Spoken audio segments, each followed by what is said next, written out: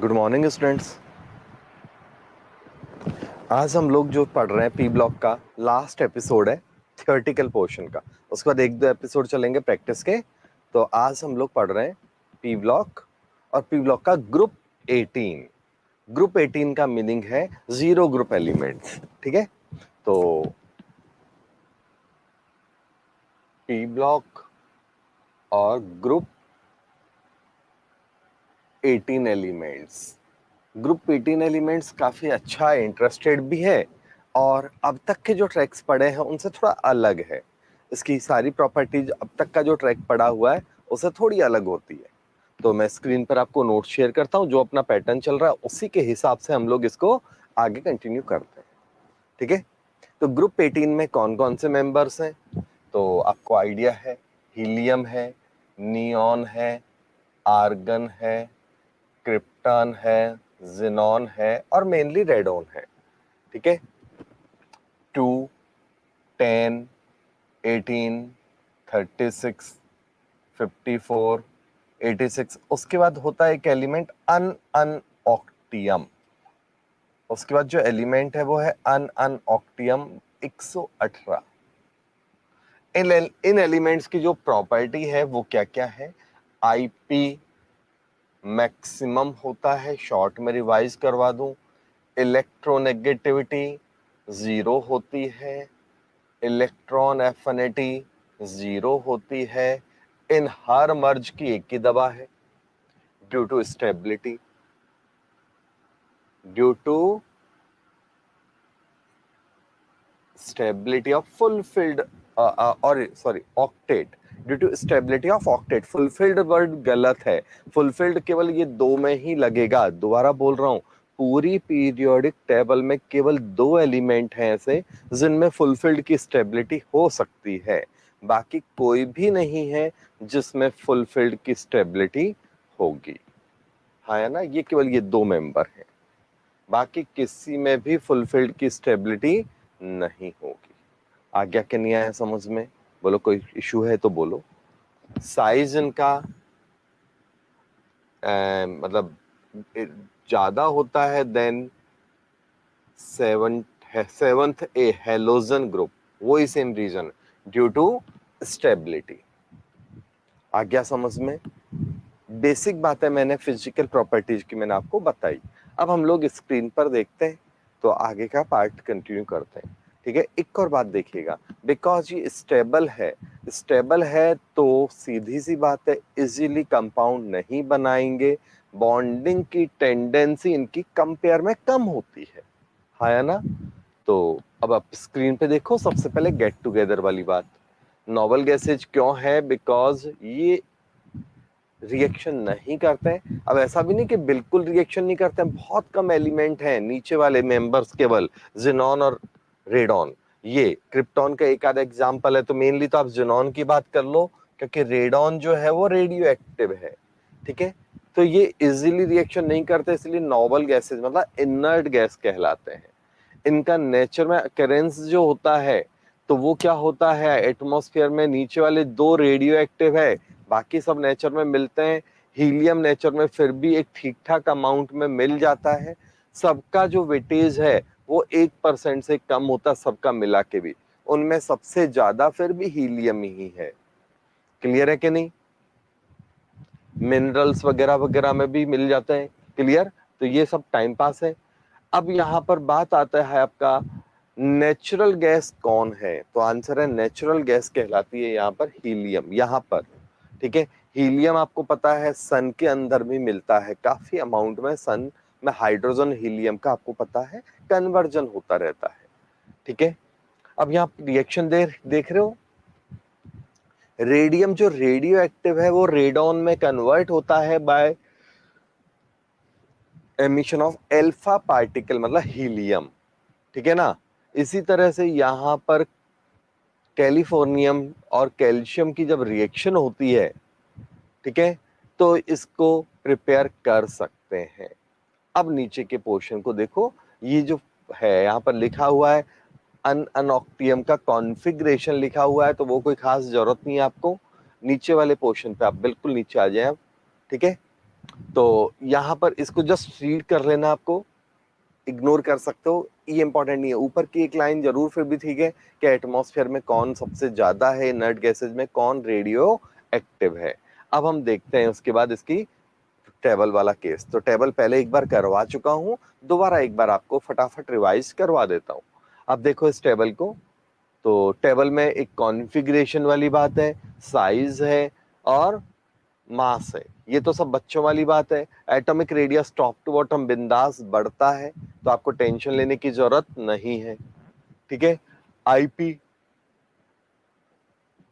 Top to bottom चलने पर IP कम होता है, तो टॉप टू बॉटम चलने पर आप देख लो आईपी लगातार कम हो रहा है। इलेक्ट्रॉन गेन एंथैल्पी कर देता हूं बेटा। साइज की बात करें, एटॉमिक रेडियस या साइज नीचे चलने पर बढ़ता है। नीचे चलने पर क्यों बढ़ेगा, उसका सीधा सा रीजन है, ऑर्बिट बढ़ते हैं। जीरो ग्रुप का साइज, दूसरा साइज का ये था, जीरो ग्रुप का साइज हेलोजन्स के कंपेयर में कम होता है। क्यों कम होता है, तो उसका कारण भी सीधा है। जीरो ग्रुप में स्टेबिलिटी ऑफ ऑक्टेट आ जाता है, और जब भी कहीं स्टेबिलिटी आएगी, जहां भी कभी स्टेबिलिटी आएगी, साइज बढ़ेगा। क्लियर है कि नहीं, एकदम से। तो यहां पर हेलोजन्स के कंपेयर में इसका साइज बढ़ जाता है बिकॉज ऑफ। अगला, electron gain enthalpy. Electron gain enthalpy क्या है, पॉजिटिव है। इसका मतलब इलेक्ट्रॉन लेंगे नहीं, इलेक्ट्रॉन लेंगे नहीं, तो अगर हमें इलेक्ट्रॉन यहां देना है तो एनर्जी सबमिट करानी पड़ेगी। अब यहां जो वैल्यू आपको लिखी हुई है स्क्रीन पर, ये जितनी ज्यादा है वो इलेक्ट्रॉन लेने में उतना ही आलसी है। क्लियर है कि नहीं। तो सबसे ज्यादा इलेक्ट्रॉन गेन एंथैल्पी किसकी होगी, तो आंसर है नियॉन की। डाउन द ग्रुप हीलियम के बाद, हीलियम का केस साइज छोटा है इसलिए फिर भी, तो बाकी और केसेस में डाउन द ग्रुप इलेक्ट्रॉन लेने की पावर बढ़ती है। नियॉन सबसे मुश्किल से इलेक्ट्रॉन लेगा, ये है मीनिंग इसका। डेंसिटी वाला पॉइंट है, ये टेंशन लेने का नहीं है। हर एग्जाम्पल में, हर केस में डेंसिटी टॉप टू बॉटम बड़ी है। पूरे पी ब्लॉक में अगर हम देखें डाउन द ग्रुप डेंसिटी बढ़ती है, ठीक है। मेल्टिंग पॉइंट की बात करें तो डाउन द ग्रुप बीपी और एमपी दोनों ही बिंदास बढ़ते हैं, ये बात आपको पहले भी मैं बता चुका हूं। क्लियर। तो BP MP down the group बढ़ते हैं। अगले पेज पर देखते हैं हम लोग, ठीक है। बीपीएमपी का टेंशन बार बार याद मत करना, बीपीएमपी टॉप टू बॉटम पूरे पी ब्लॉक में बढ़ता है। केवल एक की बात देखनी है कि मेटल्स की बात हो रही है या नॉन मेटल्स। तो यहाँ सारे के सारे नॉन मेटल्स हैं। नॉन मेटल्स है तो नॉन मेटल्स का मेल्टिंग पॉइंट तो, बॉइलिंग पॉइंट तो डाउन द ग्रुप ऐसे भी बढ़ता है, क्योंकि साइज बढ़ेगा तो वंडरवाल अट्रैक्शन फोर्स भी बढ़ेगा। साइज बढ़ेगा तो वंडरवाल अट्रैक्शन फोर्स बढ़ेगा। अगला है, ये सारे पॉइंट अभी अभी समझा दिए हैं, केवल फिजिकल प्रॉपर्टी को आप देख लो। फिजिकल प्रॉपर्टीज में ये क्या है, आपके मोनो एटॉमिक है, क्योंकि स्टेबल है तो किसी से बॉन्डिंग करेंगे नहीं, बाकी हर चीज लेस कर दो। कलरलेस, ऑडियोलेस, टेस्टलेस, हर चीज इसमें लेस है। पानी में क्या होता है, ये बहुत कम सॉल्युबल होते हैं, ठीक है ना। आया कि नहीं आया समझ में, बीपीएमपी अभी बता ही दिया था। क्लियर ये पॉइंट, इसमें कोई प्रॉब्लम है तो बोलो, ठीक है। ये ऑर्गेनिक में थोड़ा बहुत सॉल्युबल है, ठीक है। चलो केमिकल प्रॉपर्टीज को देखते हैं हम लोग। अब chemical properties of noble gases, तो आपको पता पूरी पीरियोडिक टेबल में ये तो बदनाम है, इनर्ट, आलसी के नाम पे। तो ये पूरी पीरियोडिक टेबल में इनर्ट है, सबसे कम रिएक्टिव है। तो एक्चुअली क्या होता है, उसका कारण है स्टेबिलिटी, लिखा हुआ है, ये बात मैं बता चुका हूं। अब यहां पर ये जो पैराग्राफ है इसकी स्टोरी क्या है वो मैं बता देता हूं आपको। बार्थलेट, एक साइंटिस्ट था बार्थलेट, उसने सबसे पहले ये फाइंड आउट किया एक्सपेरिमेंट कर करके कि inert gases zero group members की रिएक्शन हो सकती है। बार्थलेट ने सबसे पहले बताया था zero group can be react. Clear हो गया, ये बात आप ध्यान रखिएगा। ये कैसे पता चला? इससे पहले तो यही मानते थे कि ये तो इनर्ट है, इनकी तो रिएक्शन होएंगी नहीं, इनके कंपाउंड तो नोन नहीं है। लेकिन बार्थोलेट ने एक्सपेरिमेंट किया तो उसने क्या देखा कि O2 प्लस ऑक्सीजन का जो पॉजिटिव आयन होता है, क्लियर है कि नहीं, तो उसके थ्रू उसने पता किया, उसने कहा कि O2 से O2 प्लस बन सकता है, O2 से O2 प्लस बन सकता है, जिसकी आईपी जो है इसका 11.75 किलो जूल है। इसका आईपी कितना है? 11.75 किलो जूल पर मोल। तो बोले जब इसका बन सकता है तो जिनॉन का कंपाउंड बनने में या जिनॉन का आयन बनने में प्रॉब्लम क्या है? क्योंकि इसका तो और भी कम है।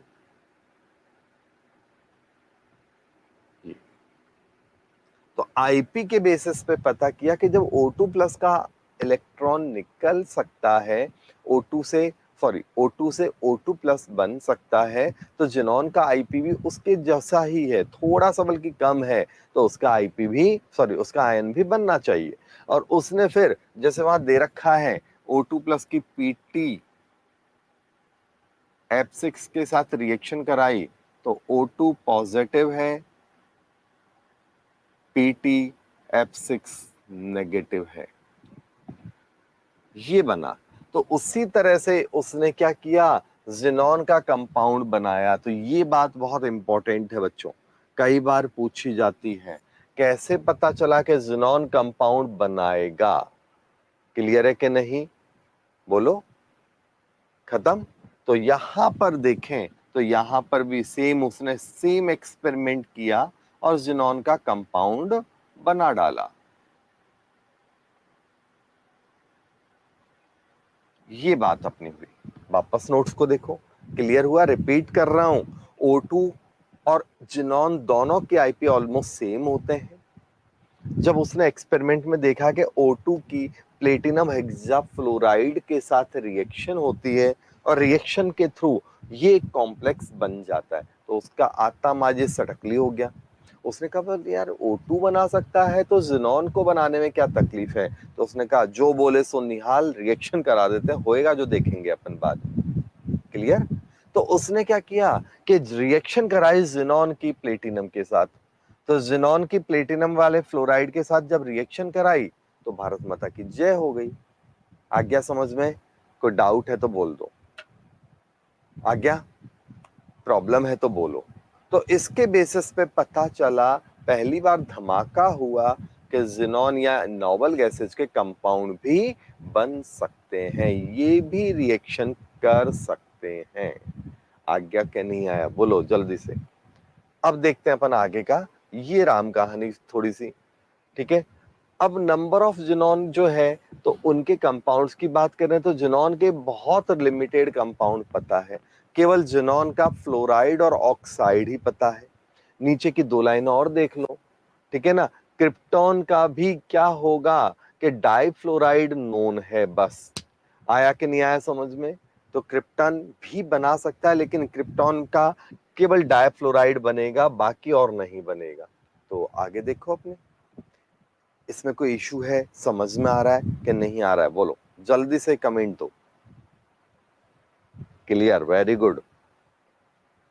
अब देखो रेडॉन का अगर देखें तो रेडॉन का हेक्साफ्लोराइड बन सकता है और बाकी और मेंबर्स के कोई भी कंपाउंड नोन नहीं है। बाकी मेंबर्स के कोई भी कंपाउंड नोन नहीं है। तो एक शॉर्ट समरी क्या हो गई बच्चों, मैं ये तो हटा देता हूं और एक शॉर्ट समरी आप देखो इसकी। जिनॉन मतलब क्रिप्टन फ्लोरीन के साथ जब रिएक्शन करता है कंडीशनल, तो क्रिप्टन F2 बनता है केवल। इसका मतलब ये तो बनेगा, लेकिन क्रिप्टन के F4 F6 वाले मॉलिक्यूल्स नहीं बनते, ये मॉलिक्यूल नहीं बनते, क्योंकि क्रिप्टन का आईपी बहुत ज्यादा है। तो उससे एक या दो इलेक्ट्रॉन तो निकल सकते हैं, उससे ज्यादा इलेक्ट्रॉन निकालना फ्लोरीन के बस का भी नहीं है। क्लियर हो गया? रेडॉन की फ्लोरीन से जब रिएक्शन कराते हैं तो F6 तक बन सकता है क्योंकि इसका साइज बड़ा है, बट इसको पढ़ते नहीं है, रेडियो एक्टिव नेचर होने के कारण इसको पढ़ा नहीं जाता। हो गया क्लियर ये भी। अब बचा अपने पहलवान जिनॉन, लिख देता हूं, only fluoride and oxides are known.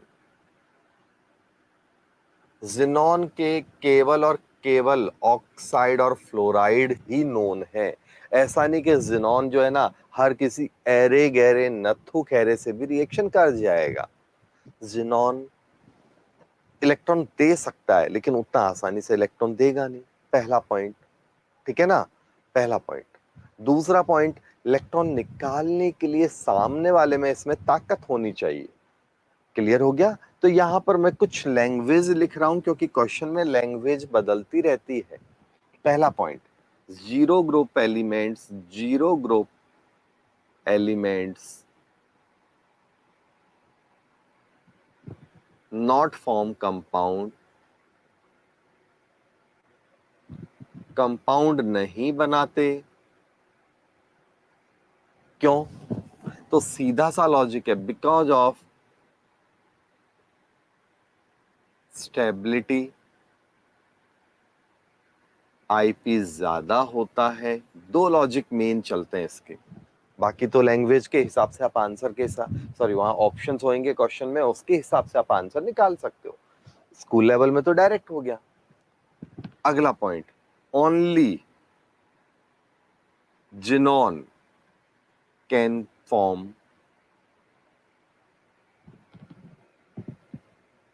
Compounds, केवल जिनॉन के ही कंपाउंड बन सकते हैं, बाकी औरों के कंपाउंड नहीं बनते।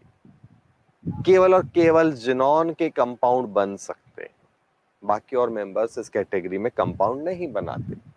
ठीक है, तो यहाँ जीरो ग्रुप नहीं बना रहा। अब आप कहोगे सर जीरो ग्रुप का ये बन गया, वो बन गया, वो बन गया, ये दो को तो भूल जाओ, ये तो एक एक एग्जाम्पल है, कंडीशनल है, इनको तो डब्बे में कर दो बंद। बचा कौन? जिनॉन। तो जिनॉन के केवल कंपाउंड बन सकते हैं, ऐसा क्यों? Due to high, sorry due to large size, size बड़ा होता है इसका, और आईपी कम होता है। अब कम का मतलब ऐसा नहीं कि बिल्कुल गरीबों में, आईपी तो बहुत ज्यादा है, अपने खानदान में कम है, अपनी कैटेगरी में इसका आईपी कंपैरेटिवली कम है, इसलिए ये कंपाउंड बना सकता है। क्लियर हो गया। अगला पॉइंट, ये इसका आंसर भी दे रहा हूं, ओनली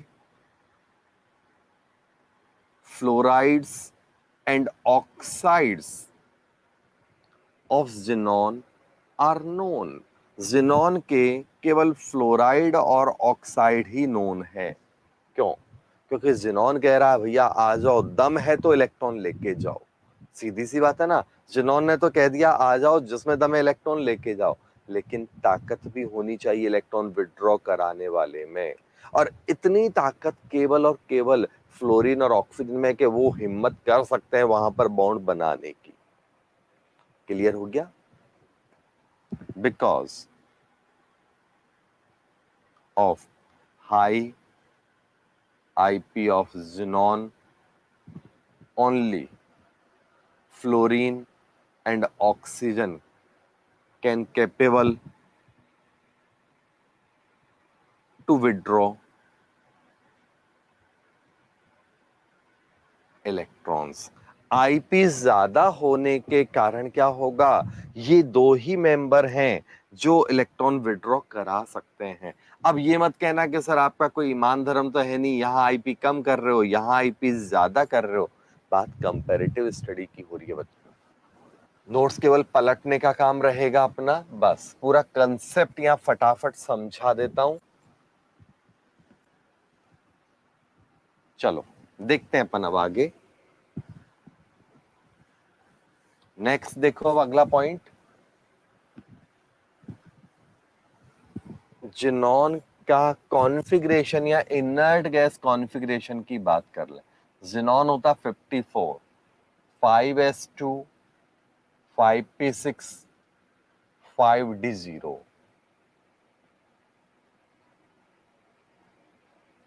5s2 5p6 5d0। ये है आपका जिनोन। ठीक है, अब यहां पर अगर हम बात करें तो ये ग्राउंड स्टेट है नॉर्मल में। अब यहां पर फर्स्ट एक्साइटेड स्टेट आएगी, तो एक इलेक्ट्रॉन यहां से जंप करके यहां चला जाएगा। तो इस केस में क्या होगा,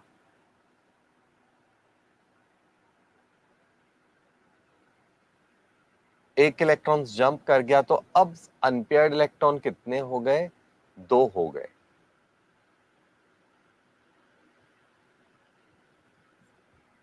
ये 2 अनपेयर्ड इलेक्ट्रॉन, तो यहां पर अनपेयर्ड इलेक्ट्रॉन्स 0 है, तो ऑक्सीडेशन स्टेट भी 0 है। जितने किसी भी मॉलिक्यूल में, मैं पहले भी बॉन्डिंग में बेसिक्स में बता चुका हूं, किसी भी मॉलिक्यूल में जितने ज्यादा अनपेयर्ड इलेक्ट्रॉन होंगे उतनी ही उसकी ऑक्सीडेशन नंबर होता है, वही उसकी बैलेंसी होती है। कोई इश्यू इसमें किसी को? जल्दी से कमेंट दो भाई, कमेंट नहीं आ रहा है, मैं आगे नहीं पढ़ाऊंगा, कमेंट दो जल्दी से।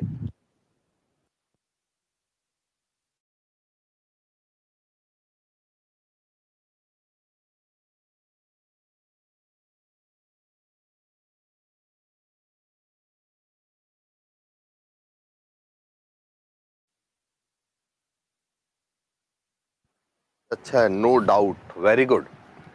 अब देखते हैं अपन, यहां पर अनपेयर्ड इलेक्ट्रॉन हो गए 2, तो ऑक्सीडेशन स्टेट हो गई 2। तो इस केस में क्या होगा, एक एग्जांपल है, जैसे XCF2 बन सकता है। ठीक है, अब सेकंड एक्साइटेड स्टेट आएगी इसकी,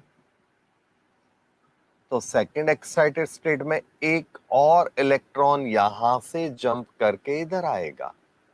तो अब क्या हो गया,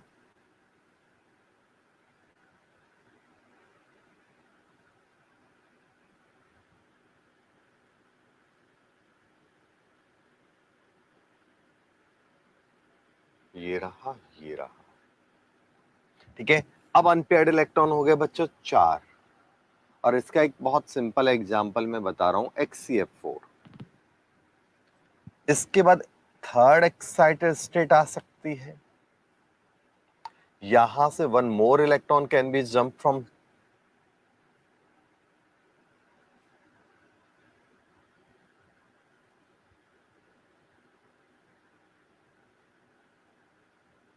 अब 3 इलेक्ट्रॉन उधर जा चुके हैं डी में,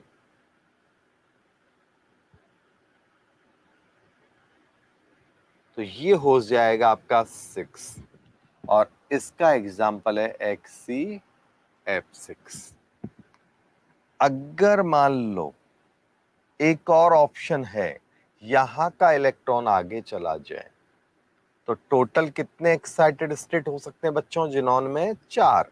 जिनॉन का मतलब किसी भी मॉलिक्यूल में, बट जिनॉन ही है जो इतना हिम्मत वाला है कि इतने इलेक्ट्रॉन्स को जंप करा सकता है। बाकी औरों में इलेक्ट्रॉन जंप कराने के लिए कोई मैदान में आता ही नहीं है, क्योंकि उनकी ताकत बहुत ज्यादा है। ये होगा 8, और इसका एक एग्जांपल है जिनॉन O4। ठीक है, ये मैंने कुछ ऑक्सीडेशन नंबर से इस बात को समझाया। ठीक है, इसमें कुछ बात करनी है तो जल्दी से बोलो, अदरवाइज फिर मैं बोर्ड साफ करके आगे करवाता हूं। जल्दी कमेंट दो, सिंपल है। कुछ डाउट है तो इमीडिएट रेस्पॉन्स दो।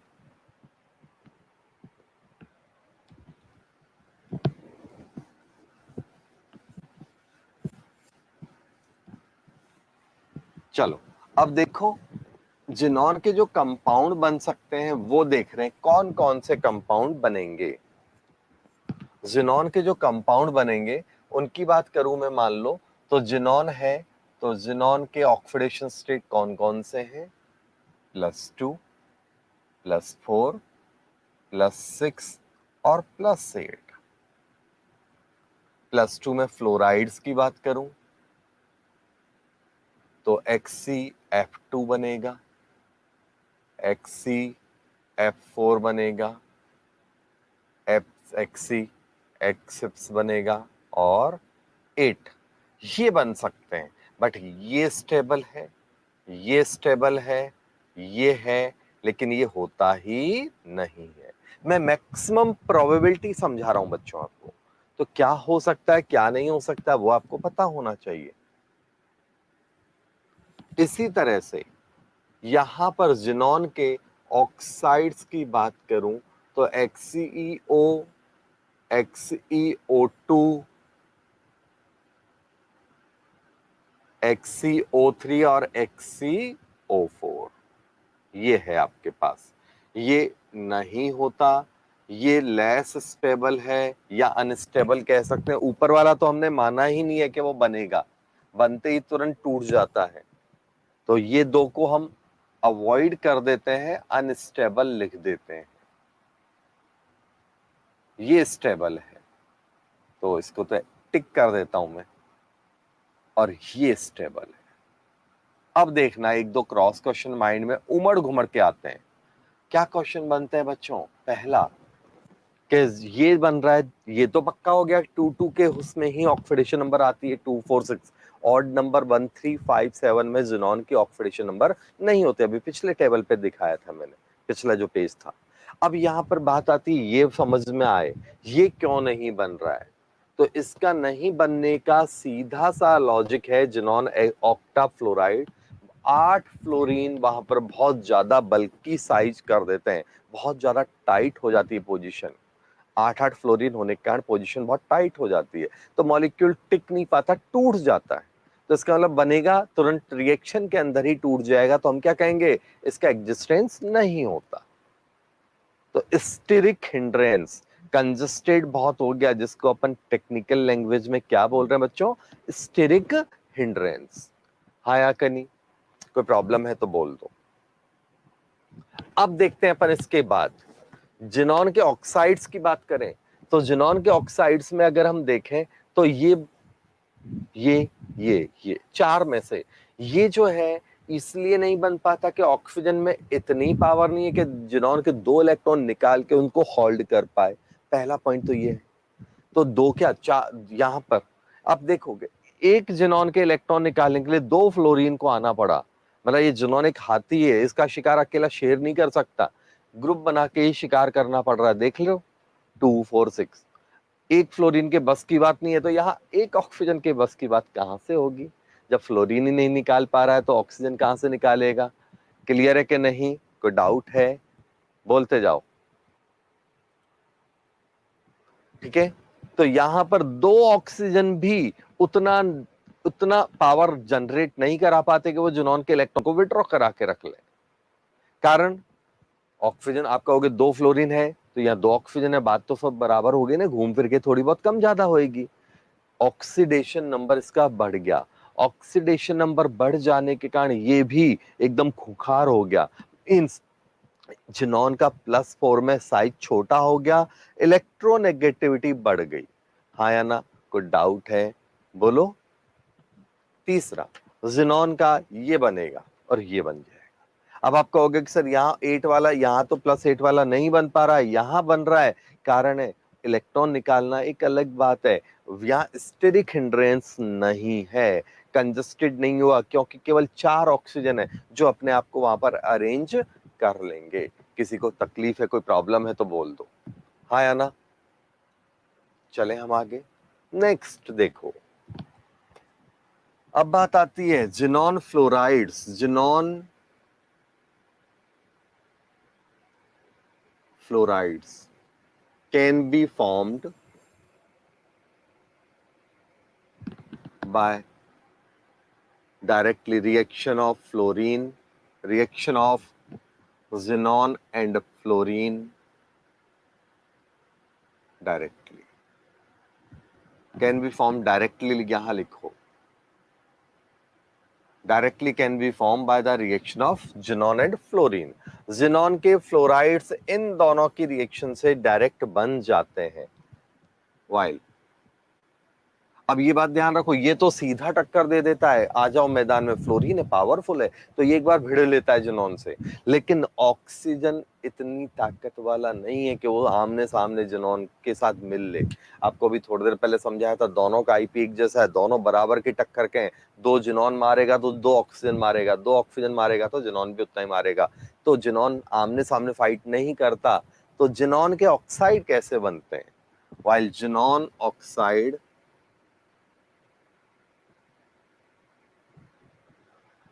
can't form by direct reactions.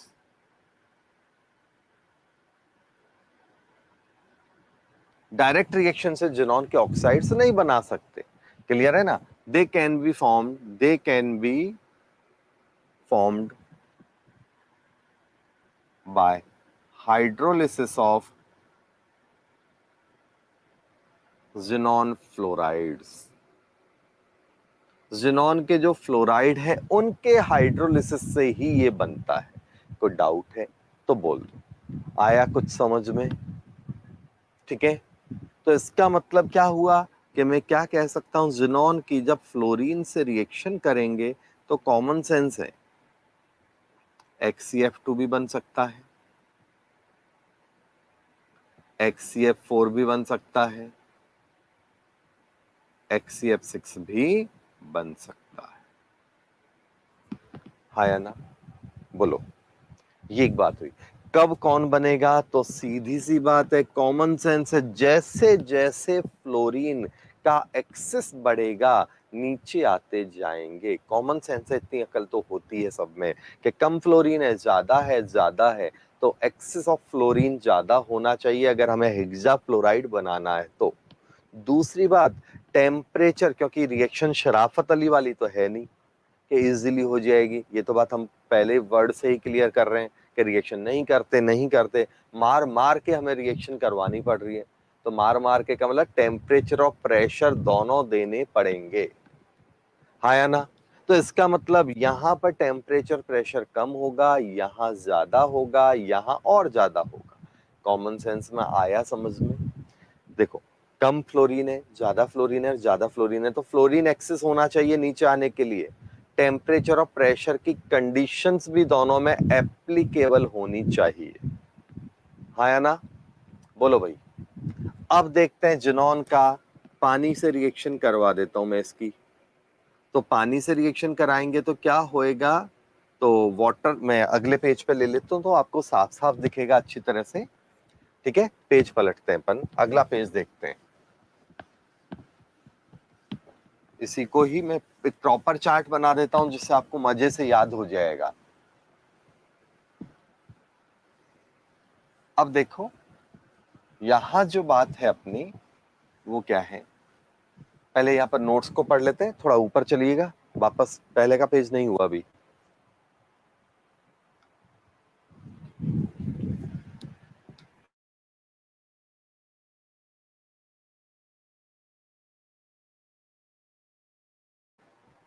देखो भाई, हम लोग यहाँ देखते हैं जिनॉन के फ्लोराइड्स, आप देख रहे हो स्क्रीन पर, जिनॉन के फ्लोराइड्स में अब टेम्परेचर और प्रेशर कम है कंपेयर में। टेट्रा फ्लोराइड और हेक्सा फ्लोराइड में ये कंडीशंस बढ़ती जा रही है, पहले 1 बार पे हो गया, फिर बाद में 7 बार और बाद में तो 60 बार, देख रहे हो? और टेम्परेचर भी थोड़ा बढ़ता जा रहा है। आ गया समझ में? आप टेम्परेचर कम बढ़ाओगे तो प्रेशर ज्यादा कर दो, प्रेशर थोड़ा कम करना है तो टेम्परेचर ज्यादा कर दो। तो इस तरह से जिनॉन के फ्लोराइड बन गए। एक और है जिनॉन का हेक्सा फ्लोराइड, O2F2 से भी बना सकते हैं। ठीक है, जिनॉन का हेक्सा फ्लोराइड O2F2 की जब कम टेम्परेचर पर रिएक्शन करते हैं ना तो बन जाता है। एक्चुअली O2F2 आपको पता है कि उतना स्टेबल मॉलिक्यूल नहीं है, कारण ऑक्सीजन को यहां पर पॉजिटिव आयन बनना पड़ रहा है, मजबूरी है। ऑक्सीजन पावरफुल है, फ्लोरीन उससे ज्यादा पावरफुल है, इसलिए मजबूरी में ऑक्सीजन को पॉजिटिव बनना पड़ रहा है। वो उसकी नेचर नहीं है, लेकिन क्या करे, जमाना उसके फेवर में नहीं है, माहौल उसके फेवर में नहीं है, तो ऑक्सीजन यहां से निकलने के लिए तड़पड़ाता रहता है। वो छटपटाएगा कि जैसे मौका मिले मैं यहाँ से निकल जाऊं, उसके साथ बॉन्डिंग बना के रखने में कोई फायदा नहीं है, मेरी इमेज तो नेगेटिव बनाने की है, मेरे को यहाँ मजबूरी में पॉजिटिव बनाना पड़ रहा है। हाँ या ना? बोलो कोई प्रॉब्लम? तो इट मीन्स क्या हो गया कि ऑक्सीजन और फ्लोरीन का ये जो O2F2 मॉलिक्यूल है, मतलब ये उतना ज्यादा स्टेबल नहीं है, तो मौका मिला तो दोनों का डिवोर्स हो जाता तुरंत। तो O2 और F2 बहुत इजीली अलग हो जाते हैं, तो अलग हो गया तो ढोल की बजनी है। आगे तो समझ में आ गया आपको कि मॉलिक्यूल में से ऑक्सीजन अलग, फ्लोरीन अलग, तो आप ढोलक कैसे बजी वो तो आ गया समझ में। जिनॉन के फ्लोराइड्स कलरलेस है, सॉलिड है, इजीली सब्लिमेट हो जाते हैं, मींस लिक्विड नहीं बनाते। ध्यान रखना, ये बहुत इजीली गैस में रूम टेम्परेचर पर बदल जाते हैं। और क्योंकि यहां भी जिनॉन भी पावरफुल है, तो जिनॉन फ्लोराइड ऐसा नहीं कि बहुत स्टेबल है, वही O2F2 जैसा है। O2 की जगह जिनॉन रख दो, क्या फर्क पड़ रहा है? पावर तो ऑक्सीजन और जिनॉन की एक जैसी है ना, तो O2F2 टूटने के लिए बेकरार हो रहा है, तो जिनॉन का मॉलिक्यूल भी कहेगा कि भैया मैं भी पागल नहीं हूं, मैं भी अलग ही रहूंगा। तो इसके कारण ये क्या होगा, बहुत इजीली फ्लोरीन दे सकते हैं, तो स्ट्रॉन्ग फ्लोरीनेटिंग एजेंट है। फ्लोरीनेटिंग एजेंट का मतलब है कि बहुत इजीली फ्लोरीन प्रोवाइड कर सकते हैं। हाँ या ना? चले हम आगे। अब इनका हाइड्रोलिसिस होगा तो क्या होगा, हाइड्रोलिसिस से जिनॉन के कंपाउंड बन जाते हैं। ये कैसे बनते हैं बता देता हूं अभी मैं थोड़ी देर में। आगे देखो, आप जिनॉन के फ्लोराइड के बाद नीचे की तरफ आइए भाई। बाकी ये तो स्ट्रक्चर है, लॉन पेयर वगैरह वगैरह, हाइब्रिडाइजेशन, तो ये बात तो मैं पहले ही आपको बता चुका हूं। अब देखो, जिनॉन के जो फ्लोराइड है PTF5 के साथ जब रिएक्शन कर रहा है जिनॉन, तो जिनॉन HCF2 में से एक फ्लोरीन निकल गया। ये बात बहुत सिंपल वे में याद रखना, अभी अभी बोला, क्योंकि बच्चे कई बार यहाँ पर कंफ्यूज रहते हैं कि कब कौन दे रहा है और कब कौन ले रहा है। तो ये ध्यान रखना कि generally fluorine, xenon fluorine provide करता है, तो अगर उसको कोई फ्लोरीन लेने वाला मिल गया तो जिनॉन क्या करेगा, अपनी टोपी उसको पहना देगा, ठीक है ना। लेकिन मेटल्स के केस में उल्टा होता है, मेटल्स तो खुद आयन बना के बैठे हुए हैं, तो वो तो पहले से बचपन से फ्लोरीन डिवोर्स होता है ना। मान लो आपको NaF लिखा, तो NaF थोड़ी लिखेंगे, Na+ और F- लिखते हैं, तो F- वहां तो पहले से निकला हुआ है। तो मेटल्स के केस में जिनॉन को फ्लोरीन लेना पड़ेगा, और नॉन मेटल्स के केस में जिनॉन क्या करेगा, फ्लोरीन देगा। आया? मेटल्स के केस में जिनॉन फ्लोरीन लेगा और नॉन मेटल्स के केस में जिनॉन फ्लोरीन देगा। क्लियर हो गया?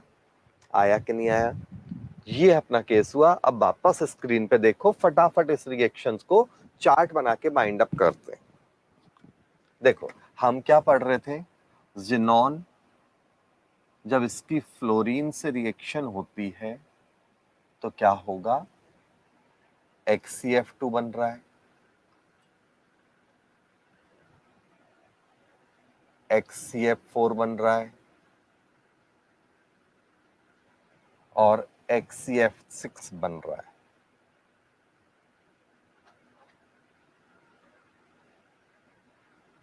HCF2, HCF4 और HCF6 बन रहा है। क्लियर? यहां मैंने बच्चों कंडीशंस नहीं लिखी है, वो आपके सामने ही है, तो मैं यहाँ इग्नोर कर रहा हूं। ये कॉमन सेंस आपको पता है, गर्म करते जाएंगे, टेम्परेचर प्रेशर बढ़ाते जाएंगे। अब यहां पर अगर मान लो मैं इसकी एक रिएक्शन कराऊं आपको, तो मान लो एक एग्जांपल देखते हैं, इसका हाइड्रोलिसिस देखते हैं अपन, जिनॉन का हाइड्रोलिसिस H2O। तो H2O जब रिएक्शन करेगा तो क्या बनना चाहिए था, HCO। H2O की जब रिएक्शन होगी तो क्या बनना चाहिए था, HCEO, क्योंकि सीधी सी बात है, दो फ्लोरीन नेगेटिव निकलेंगे तो उसको रिप्लेस करने के लिए एक ऑक्सीजन आता है। वैलेंसी चेक कर लो, तो HF अलग निकल जाएगा, तो हम ये HF वाले छुट्टे पैसे जमा नहीं कर रहे हैं, कॉमन सेंस है, छोटे बच्चे नहीं हो। अब लेकिन ये तो स्टेबल नहीं है, अनस्टेबल है, तो मैंने जोश में बना तो दिया लेकिन ये होता ही नहीं है। तो इसका मतलब ये तुरंत क्या होगा, जिनॉन में बदल जाएगा। साथ में ऑक्सीजन गैस निकल जाती है और HF तो ऑलरेडी बना हुआ है ही। आ गया कि नहीं आया समझ में? कोई दिक्कत याद हुआ आपको? अब देखो यहां पर अगर मैं इसकी पानी से रिएक्शन करा दूंगा तो क्या होगा, XeO2 होगा। अकल आई आपको कि नहीं, बोलो? XeO2, ठीक है ना। अब डायरेक्ट नहीं करके हम इसका स्टेप बाय स्टेप समझ लेते हैं। पहले स्टेप में पानी का एक मॉलिक्यूल आएगा और ये बनेगा। अगले स्टेप में XeO2 बनेगा। वाटर के साथ कंटिन्यूअस हाइड्रोलिसिस हो रहा है, लेकिन आपको ये तो पता, ये तो फिर भी पॉसिबल है, लेकिन ये नहीं होता। और ये क्या होता है, तुरंत के तुरंत डिस्प्रपोर्शनेट हो जाता है। इसका जिनॉन में साथ में XeO3 में कन्वर्जन हो जाता है। डिस्प्रपोर्शनेशन 4 है तो ये 6 में बदल जाएगा। अब आप कहोगे 2 क्यों नहीं बना, तो सीधा सा कारण है, 2 वाला मॉलिक्यूल बन भी जाएगा तो क्या उखाड़ लेगा, बनेगा तो जिनॉन ही। तो हमने डायरेक्ट वो चीज लिख दी। आ गया कि नहीं आया समझ में, बोलो? ठीक है, तो फाइनल आंसर वो HF मत HF माइंड में रखो, मैं आपको कंसेप्ट समझा रहा हूं, डायरेक्ट आंसर नहीं लिख रहा हूं कि भाई कैसे क्या हो रहा है, वो चीज आपको बता रहा हूं मैं। तो ये सोचो कि सर HF तो आप लिख ही नहीं रहे हो, ये लो खुश, ये लो। अगर XeF6 का हाइड्रोलिसिस कराएंगे हम लोग तो XeF6 का हाइड्रोलिसिस होगा, तो ये पहले स्टेप में क्या होगा, XeOF4 बनेगा। अगले में दोबारा से रिएक्शन होगी तो XeO2F2 बनेगा। उसके बाद रिएक्शन होगी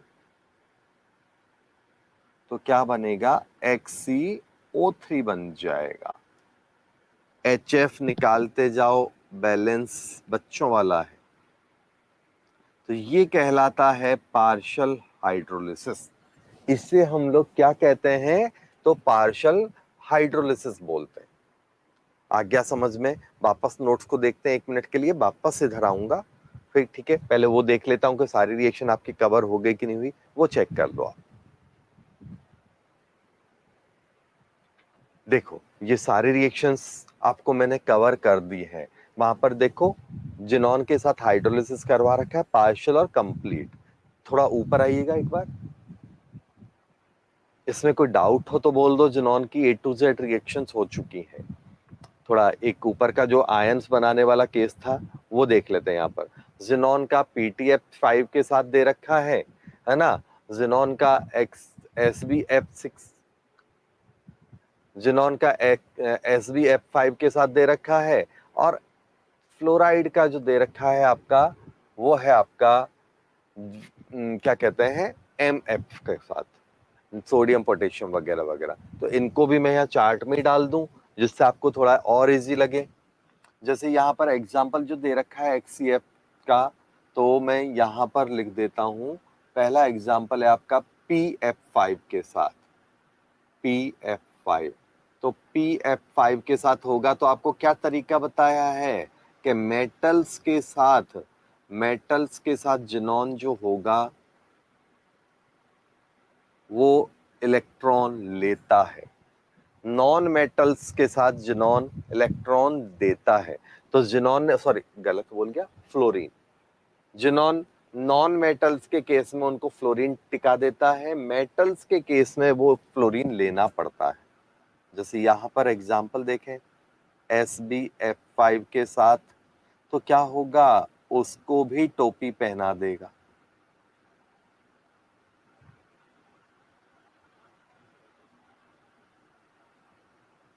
अगर यहां की बात करूं मैं, तो यहां पर क्या होगा, जैसे वहां पर NaX ले लेता हूं मैं, मान लो NaF ले लेता हूं, तो NaF तो ऐसा लिख रहे हैं लेकिन होता रियल में तो वो ऐसा है ना, ऑलरेडी आयंस फॉर्म में है।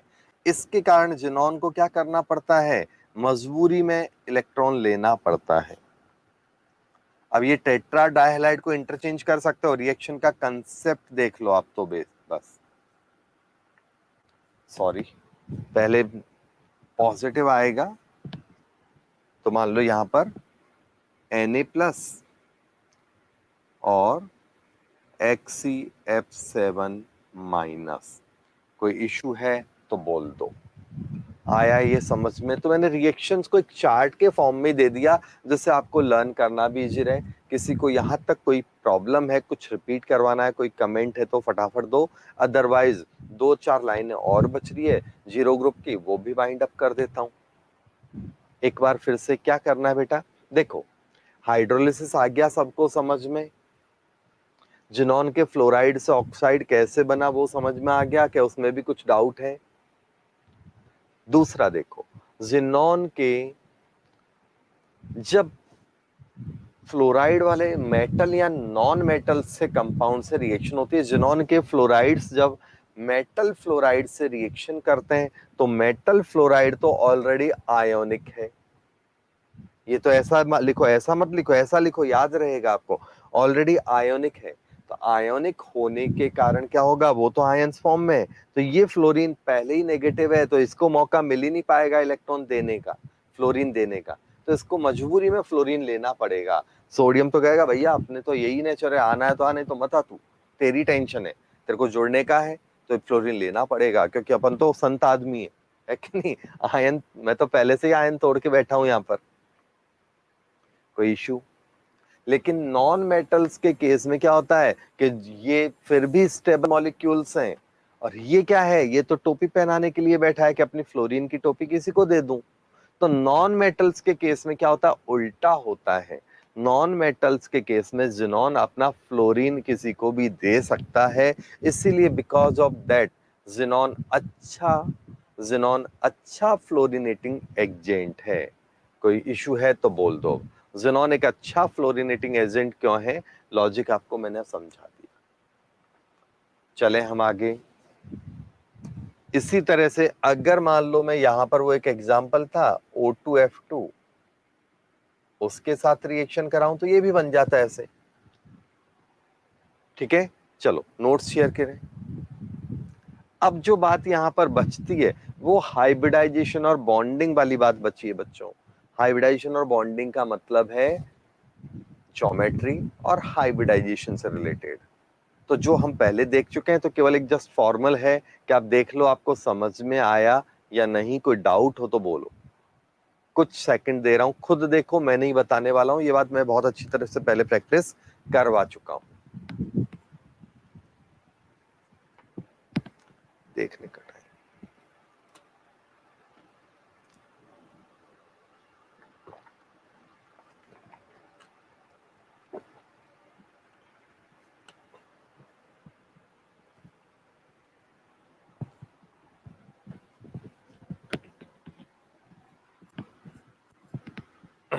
चलो देख लिया होगा आपने। अब देखते हैं यहां पर ये कुछ यूज है, तो इसको फुल स्क्रीन कर दो भाई। यूजेज ऑफ जिनॉन, हीलियम वगैरह की ये जरूर देख लेना। जनरली मैं पहले भी बोल चुका हूं कि आप लोग जनरली यहां से बहुत इग्नोर कर दो, रिएक्शंस तो याद कर लोगे प्रैक्टिस कर करके, यूज वगैरह अरे फालतू के क्या करना है। तो यूज को भी आप अच्छी तरह देखना, क्योंकि नए पैटर्न में JEE में भी और निट में भी यहां से क्वेश्चंस निकलते हैं।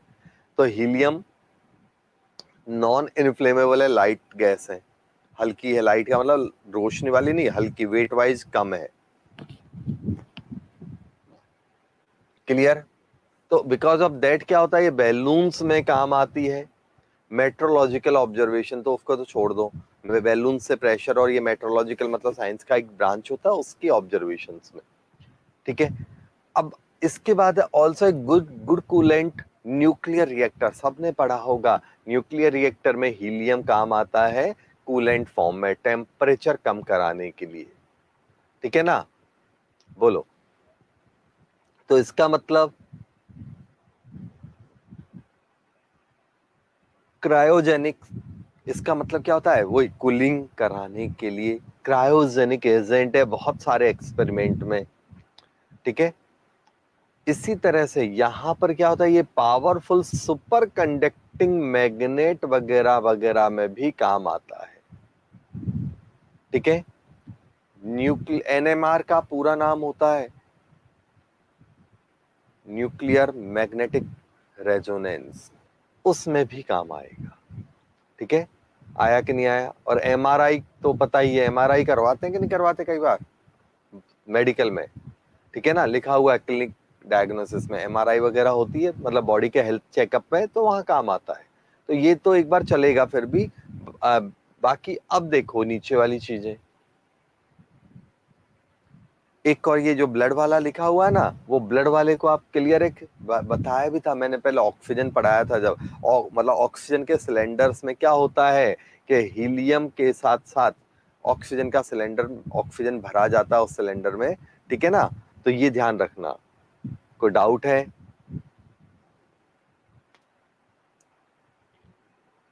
कारण ये ब्लड में बहुत कम सॉल्युबल होता है। नियॉन, नियॉन कहाँ होता है? डिस्चार्ज ट्यूब में, फ्लोरोसेंस बल्ब में, ठीक है ना, इन सब में नियॉन काम आता है। तो डिस्प्ले होता है ना बाहर, नियॉन के बल्ब्स लगे होते हैं, नियॉन की जो डिस्प्ले शीट्स लगी होती हैं, मतलब एड वाली बड़े बड़े होर्डिंग जो देखे हैं, उनमें नियॉन काम आएगा। हाँ या ना? कोई डाउट है? बोलो। बॉटनिकल गार्डन्स में और ग्रीन हाउस में नियॉन को काम में लिया जाता है। ये अंडरलाइन कर लो, नियॉन का यूज। ठीक है, इसके बाद जो बात आती है आपके, तो argon is mainly use to provide an inner test atmosphere. High temperature पे आर्गन इनर्ट एनवायरनमेंट प्रोवाइड कराने में काम आता है डिफरेंट डिफरेंट प्रोसेसेस में। इसी तरह से आर्गन जो है, आर्गन के बल्ब भी होते हैं। नियॉन सबसे ज्यादा चलता है, ट्यूबलाइट एवरीथिंग सब में ज्यादातर नियॉन चलता है, बट आर्गन के भी ट्यूब्स मिलते हैं। क्रिप्टन भी आपने सुना होगा, क्रिप्टन बम, बहुत सी मूवीज में आता है, क्रिप्टन बम भी काम आता है एटम बम या न्यूक्लियर एक्सप्लोजन के लिए। हाँ या ना? कोई इश्यू है तो बोल दो, छोड़ दूं मैं आगे का पोर्शन? ठीक है, हो गया क्लियर? तो ये आपका लेसन हो गया कंप्लीट। ठीक है, समरी तो आप देखना, समरी आप सेल्फ देख लेना, वो बाद का काम है, इतना स्पून फीडिंग भी नहीं करनी चाहिए। अब लगे हाथों हम एनसीईआरटी के क्वेश्चन आंसर्स खत्म कर देते हैं। तो एनसीईआरटी का जो क्वेश्चन आंसर सेक्शन है वो भी बाइंड अप करूंगा, लेकिन मैं केवल वो ही क्वेश्चंस कराऊंगा बच्चों आपको कि जो थोड़े से अलग है। अगर सेम लैंग्वेज पहले मैं करा चुका हूं कि जिनॉन के फ्लोराइड कैसे बनते हैं, तो वो मैं इग्नोर करूंगा कि सेल्फ करो, बिकॉज नोट्स में एक एक पॉइंट मैंने आपको पूरी तरह से क्लियर किया है। तो स्पून फीडिंग नहीं करनी है, आपको खुद को भी अलर्ट होना है। तो हम लोग करते हैं यहाँ पर क्वेश्चंस। तो रटे पिटे बहुत जल्दी खत्म हो जाएगा। पहला क्वेश्चन है, आप पढ़ते जाओ, मेरे को जो लगेगा ना वही क्वेश्चन मैं बताऊंगा। मतलब ग्रुप 15 का ABCD कह रहा है कि वो ABCD बता दो ग्रुप 15 का।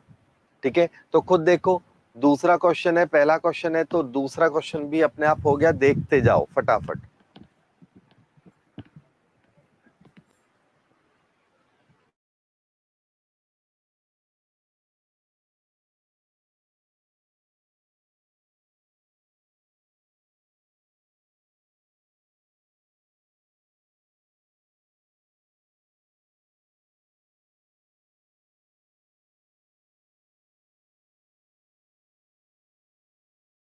दूसरा क्वेश्चन क्या कह रहा है बच्चों कि nitrogen, why does the reactivity of nitrogen differ from phosphorus? तो याद है नाइट्रोजन का छोटा साइज, लॉन पेयर रिपल्शन के कारण नाइट्रोजन ट्रिपल बॉन्ड बना जाता है, इसलिए ये इनर्ट की तरह काम करता है।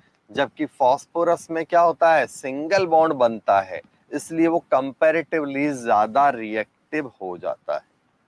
तो आंसर क्या आएगा? Because of lone pair repulsion nitrogen can't form single bond, it can form triple bond and consider as inert.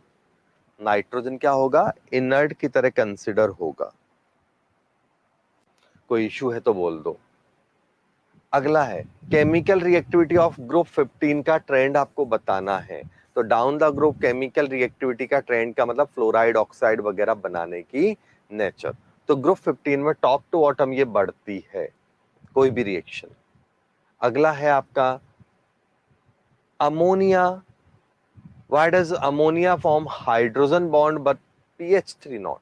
Electronegativity of ammonia में नाइट्रोजन की इलेक्ट्रोनेगेटिविटी ज्यादा होती है।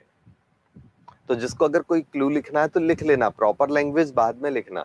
तो because of higher electronegativity of nitrogen it can form hydrogen bond, phosphorus नहीं बना पाता, common sense की बात है। नाइट्रोजन को लेबोरेटरी में कैसे बनाया जाता है ये ऑलरेडी हो चुका है, आप एनसीईआरटी में भी देख सकते हो और नोट्स में भी देख सकते हो, तो इसको हम लोग इग्नोर कर रहे हैं। हेवर प्रोसेस से अमोनिया बनाने का तरीका वो भी कंप्लीट हो गया है।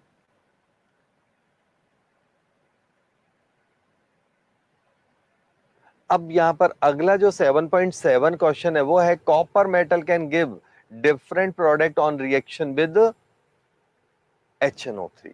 कॉपर मेटल डिफरेंट प्रोडक्ट का मतलब डाइल्यूट HNO3 के साथ NO बनता है, कंसंट्रेट के साथ NO2 बनता है, वो ये कहना चाह रहा है आपसे।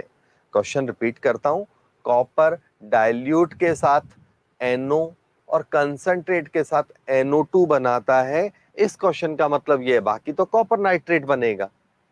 क्लियर? एनसीईआरटी में डायरेक्ट है, अपने नोट्स में भी डायरेक्ट है ये, बट बच्चा कई बार लैंग्वेज पढ़ के कंफ्यूज हो जाता है। रेजोनेंस हो चुका है, हम पढ़ चुके हैं इस बात को भी। रेजोनेंसिंग स्ट्रक्चर्स के लिए एक बात मैं आपसे पूछ रहा हूं, मैंने बॉन्डिंग में कराई हुई है, बट फिर भी किसी को रेजोनेंस करने में, ऑर्गेनिक में भी पढ़ चुके हैं, तो किसी को रेजोनेंस स्ट्रक्चर ड्रॉ करने में कोई प्रॉब्लम है तो अपने कमेंट दे दो, नहीं तो हम अगले क्वेश्चन पे आते हैं। अगला क्वेश्चन क्या है, top to bottom bond angle क्या होता जा रहा है, कम होता जा रहा है, ठीक है ना। Top to bottom bond angle कम हो रहा है, इसके दो तीन लैंग्वेज बन सकती है।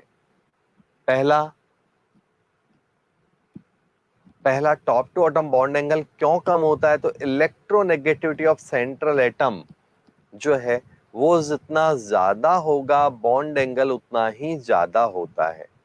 इलेक्ट्रोनेगेटिविटी ऑफ सेंट्रल एटम जितना ज्यादा होगा बॉन्ड एंगल उतना ही ज्यादा होगा, ये बात आप ध्यान रखो। अब यहां पर तो हिंट में कुछ और लिखा हुआ है नहीं, तो हिंट में क्या लिखा हुआ है आप देखोगे तो सीधा सा हाइब्रिडाइजेशन जितना ज्यादा होएगा, जितना ज्यादा परसेंटेज एस प्रॉपर्टी होती है न्यूक्लियस के, उतना ज्यादा पास में एटम को आना पड़ता है, और ज्यादा पास में आएगा तो एंगल क्या होगा एटम्स के बीच का, वो बढ़ जाता है। क्लियर? आ गया समझ में? तो यहां पर sp बॉन्डिंग मतलब हाइब्रिडाइजेशन ज्यादा है तो परसेंटेज एस प्रॉपर्टी बढ़ेगा। मैं इसको एक बार स्क्रीन पे थोड़ी देर में समझा देता हूं पूरा तरीके से, पहले दो तीन क्वेश्चंस और देख लो। अगला है आपका, तो उसका आंसर सीधा सा है, पी पाई बॉन्डिंग होगा, सॉरी डी पाई, फॉस्फोरस वाले केस में डी पाई बॉन्डिंग होगा, नाइट्रोजन वाले एग्जाम्पल में पी पाई बॉन्ड होता है, ना कि डी पाई। ठीक है, क्वेश्चन क्या कह रहा है, R3 तो बनता है, मतलब alkyl group vacant D orbitals के कारण बढ़ जाता है और साइज बड़ा होता है, तो फास्फोरस वाले में डी पी पाई बॉन्डिंग के कारण ऐसा होगा। नाइट्रोजन का साइज छोटा है, एल्काइल ग्रुप का रिपल्शन आएगा और इसमें डी पी पाई बॉन्डिंग नहीं हो पाता। अभी करवा दूंगा बेटा, थोड़ा रुको, एक बार ये खत्म कर दूं कुछ क्वेश्चंस। अगला है अमोनिया, ये हो गया है। अमोनिया बेसिक है वाइल BiH3 फिर बेसिक है। क्वेश्चन अच्छा है, इसको मैं स्क्रीन पे समझाता हूं, ठीक है ना। तो ये दो तीन क्वेश्चंस देख लो आप स्क्रीन पर पहले, फिर आगे नोट्स करते हैं। पहला क्वेश्चन है अमोनिया बेसिक है,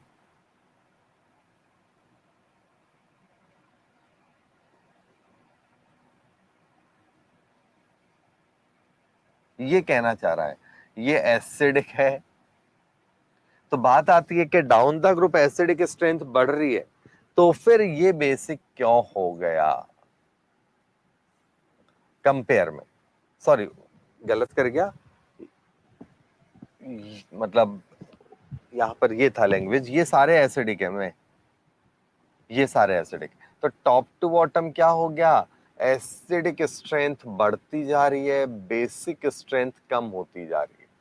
तो अमोनिया तो काउंटेबल बेस है because of lone pair of electron, unavailability of vacant D orbitals. जैसे जैसे नीचे आते जा रहे हैं वैसे वैसे वेकेंट डी ऑर्बिटल्स की अवेलेबिलिटी बढ़ती जा रही है। वेकेंट डी ऑर्बिटल्स की अवेलेबिलिटी बढ़ेगी तो क्या होगा बोलो, एसिडिक नेचर बढ़ेगी ना कि बेसिक। कोई डाउट है? ठीक है, अब देखते हैं अपन आगे। एक था क्वेश्चन अमोनिया बॉन्ड एंगल का, ऐसे सब में हाइब्रिडाइजेशन तो sp3 ही है, लेकिन इसका बॉन्ड एंगल क्या होता है 107 राउंड ऑफ, इसका 93 डिग्री, इसका मान लो 92 डिग्री। कुछ बुक्स में इसका 101 भी दे रखा होता है, तो इतना इशू नहीं है, वैल्यू पे मत जाना, आप केवल कंसेप्ट पे जाना। ये इसका बॉन्ड एंगल की बात है, हाँ या ना। अब बॉन्ड एंगल कम होने का लॉजिक क्या है वो आप देखो, और ये कंसेप्ट सब जगह लगेगा। अभी जो बता रहा हूं ना कंसेप्ट बच्चों, वो हर जगह लगेगा। तो एक चीज इसको समझने के लिए अपन देख लेते हैं पैरेलल में sp, sp2, sp3। Bond angle की बात करूं तो यहाँ 180 डिग्री है, यहाँ 120 है, और यहाँ 109 डिग्री 28 मिनट है। ये इनका बॉन्ड एंगल है। बोलो, परसेंटेज एस प्रॉपर्टी की बात करूं तो यहाँ 50% है, इस केस में 50% एस प्रॉपर्टी है, इस केस में 33 राउंड ऑफ है, इस केस में 25% है। तो एक बात आप देख रहे हो, जैसे जैसे एस प्रॉपर्टी कम होती जा रही है, जैसे जैसे एस प्रॉपर्टी कम होगी बॉन्ड एंगल क्या हो रहा है, कम होता जा रहा है। तो यहां ये बात को ही यहां चिपका दो। परसेंटेज एस प्रॉपर्टी मतलब कहने का मतलब क्या हुआ, bond angle is directly proportional to percentage s property, inversely proportional to percentage p property, directly inversely proportional to, सारे लॉजिक लिख देता हूं मैं।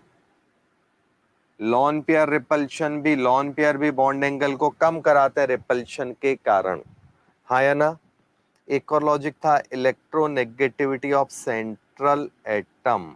ये कुछ मेन पॉइंट्स मैंने बॉन्ड एंगल के पूरे लिख दिए। इसका मतलब बॉन्ड एंगल का जो कंसेप्ट है ये आपका पूरा कंप्लीट कर दिया है, हाँ या ना। बोलो, कोई इश्यू है? आ रहा है समझ में? जल्दी से बोल दो। तो अब ये बात यहां लगाएंगे तो इसमें कितना होगा, तो मिथेन का बॉन्ड एंगल होता है कितना, मिथेन होता है 25% एस, 75% पी, ये प्योर है, और इसका बॉन्ड एंगल होता है 109 डिग्री 28 मिनट। अब इन मॉलिक्यूल्स में क्या हो गया, बॉन्ड एंगल कम हो रहा है, तो परसेंटेज एस प्रॉपर्टी इसमें क्या होगी 23-24% के आसपास होगी। इनमें तो क्या होता है 22-23% एस प्रॉपर्टी रह जाती है, कैलकुलेट करने की जरूरत नहीं है। परसेंटेज एस प्रॉपर्टी कैलकुलेट करने की जरूरत नहीं है आपको, सीधा एक बात ध्यान रखनी है कि 25 से कम है तो इसकी तो लगभग 24 के आसपास होगी, इसकी 22-23 के बीच में होती है। कोई इशू है तो बोल दो जल्दी से बॉन्ड एंगल में।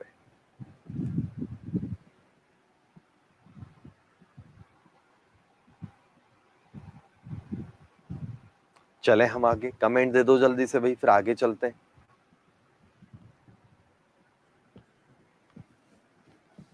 तो ये मैंने बॉन्ड एंगल का कंसेप्ट आपका बता दिया। अब देखते हैं अपन रेजोनेंस के एग्जाम्पल्स को देख लेते हैं, ठीक है ना, तो थोड़ी सी प्रैक्टिस हो जाएगी अपनी।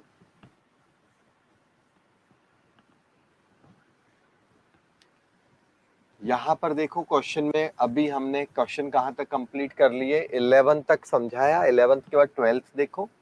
ए nitrogen existed diatomic phosphorus P4, lone pair repulsion already पहले अच्छी तरह समझा चुका हूं, ठीक है ना। इसी तरह से व्हाइट फास्फोरस और रेड फास्फोरस की पूरी एक टेबल बनाई हुई है मैंने आपको। बेटा रुक जाओ, सब करवाऊंगा, घबराओ मत, ठीक है ना। छूटेगा नहीं, आज अभी क्लास है बहुत लंबी। इसके बाद अगर हम बात करें यहां पर, तो अगला क्या है, give the disproportionation of H3PO3। ये रिएक्शन भी H3PO3 का डिस्प्रपोर्शनेशन होएगा तो H3PO4 बनेगा, साथ में PH3 बनता है। नोट्स में भी कराई हुई है, एनसीईआरटी में डायरेक्ट रिएक्शन है। 16 ग्रुप का आप कर सकते हो, 17 नंबर क्वेश्चन है, तो ऑक्सीजन फैमिली के सारे क्रियाक्रम कर देने हैं, वो लॉलीपॉप है। और उससे पहले PCl5 act as oxidising agent as well as reducing agent. ये जो मेंबर है ये क्या होता है, दोनों तरह का काम कर सकता है। क्यों, बता देता हूं। क्योंकि PCl5 में एक फॉस्फोरस का तो क्या होता है, रिडक्शन, और क्लोरीन का होता है ऑक्सीडेशन। ये भी मैं अभी स्क्रीन पे एक बार ढंग से समझा देता हूं, उससे पहले 20 तक क्वेश्चन कर लेते हैं अपन। Why is diनिट्रोक्सिजनस गैस, सल्फर इज सॉलिड? क्योंकि ऑक्सीजन फॉर्म करता है O2, जबकि सल्फर में बनता है एसिड। वही सेम N2 और P4 वाला कंसेप्ट, ऑक्सीजन में छोटा साइज है, लॉन पेयर रिपल्शन होगा, तो इसके कारण वो ज्यादा एटम नहीं बना पाता, कैटिनेशन और वो स्ट्रक्चर्स उसमें नहीं बनती। सल्फर में एसिड बनने के कारण वो सॉलिड हो जाता है, ठीक है। अब यहां पर अगला 19th नंबर का क्वेश्चन है, एकदम लॉलीपॉप। 19 नंबर का क्वेश्चन क्या कह रहा है कि फर्स्ट इलेक्ट्रॉन तो इलेक्ट्रॉन एफिनिटी ऑक्सीजन का, और बाकी के केस में इलेक्ट्रॉन में एनर्जी निकलती नहीं है बल्कि देनी पड़ती है, तो यही बात है। तब भी ऑक्सीजन का फॉर्मेशन जो है ना वो पॉसिबल है O2-2 में। क्वेश्चन क्या कह रहा है, O2 से O2- बन रहा है, वो तो समझ में आ रहा, हीट रिलीज हो रही है, लेकिन O- से O-2 नहीं बनना चाहिए, क्योंकि वहां हीट रिलीज नहीं हो रही है, देनी पड़ रही है। तो इसका मतलब फिर O2-2 क्यों बन गया?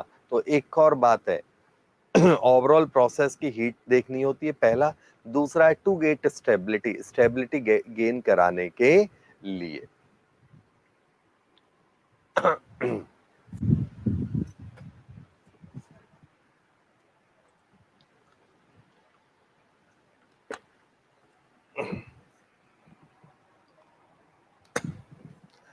ट्वेंटी नंबर का क्वेश्चन देखो, लगे हाथों। विच एरोसॉल डिप्लेट ओजोन? तो आंसर है CFC, क्लोरोफ्लोरोकार्बन। ठीक है, अब हम स्क्रीन पर देखते हैं, तो दो तीन जो क्वेश्चन है वो मैं कवर कर देता हूं, ठीक है ना। पहला क्वेश्चन जो था आपका PCl5 वाला, बहुत अच्छा क्वेश्चन है। तो PCl5 मॉलिक्यूल है, ये आपको पता है इजीली टूट जाता है। तो यहाँ पर फॉस्फोरस क्या है, +5 है, और क्लोरीन क्या है, नेगेटिव है। यहाँ फॉस्फोरस क्या है, +3 है, और क्लोरीन यहाँ तो माइनस है, लेकिन यहाँ क्लोरीन क्या है, 0 है। तो जब इस केस में कन्वर्ट हो रहा है तो यहाँ हो गया ऑक्सीडेशन, इस केस में जब जा रहा है तो यहाँ हो गया रिडक्शन। तो इसका मतलब PCl5 मॉलिक्यूल में दोनों नेचर है, ये खुद ऑक्सीडाइज भी हो रहा है, तो इसमें से रिडक्शन भी हो रहा है, तो इसी के कारण इसका डिस्प्रपोर्शनेशन हो जाता है, इसी के कारण इसका डिस्प्रपोर्शनेशन हो जाता है। कोई इशू है तो बोल दो। चले हम आगे, अब देखते हैं अपन इसके आगे की बात। रेजोनेंस देख लेते हैं हम लोग, कोई भी रेजोनेंस को कैसे करना है। N2O5 में बच्चों की जान बसी हुई है, तो हम सबसे पहले N2O5 को ही लेते हैं। N2O5 का रेजोनेंस कैसे होगा समझ लो। तो देखो, N2O5 के स्ट्रक्चर्स जब हमें नॉर्मल बनानी है तब तो कोई इशू नहीं है, हम ऐसा बना देते हैं, कोऑर्डिनेट बॉन्ड बना लेते हैं इसको, ये तो नॉर्मल है। लेकिन जब हमें रेजोनेंस के हिसाब से देखना है तो क्या होगा वो समझ लो। ये नेगेटिव होगा क्योंकि नाइट्रोजन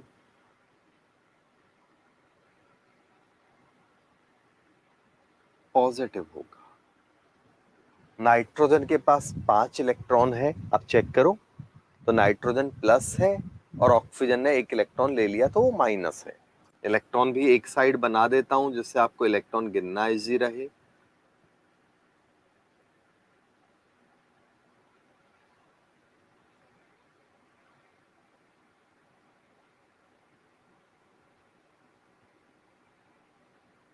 ये रहा अपना, ठीक है, कोई इश्यू है तो बोल दो। अब यहां क्या होगा, कंसेप्ट क्या है, lone pair convert into pi bond और pi bond convert into lone pair, तो lone pair to pi bond बना, तो यहां से पाई बॉन्ड से लॉन पेयर बन गया। क्लियर? वही सेम बात यहां है, lone pair convert into pi bond, तो pi bond convert into lone pair, है ना। तो इसका जब रेजोनेंस बना रहे हैं तो क्या हो गया,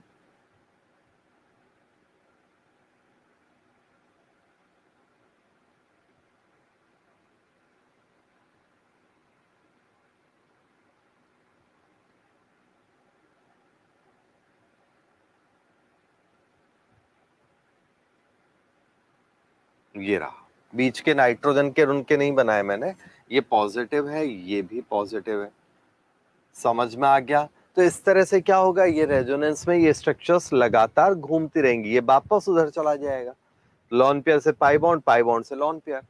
कोई इशू है? तो इसका मतलब इसका रेजोनेंस हाइब्रिड जब बनाओगे आप बच्चों, तो क्या होगा, ऑर्गेनिक की जब रेजोनेंस पढ़ लिए तो चिरकुट रेजोनेंस हो जाता है, तो रेजोनेंस हाइब्रिड बनाओगे तो क्या होगा,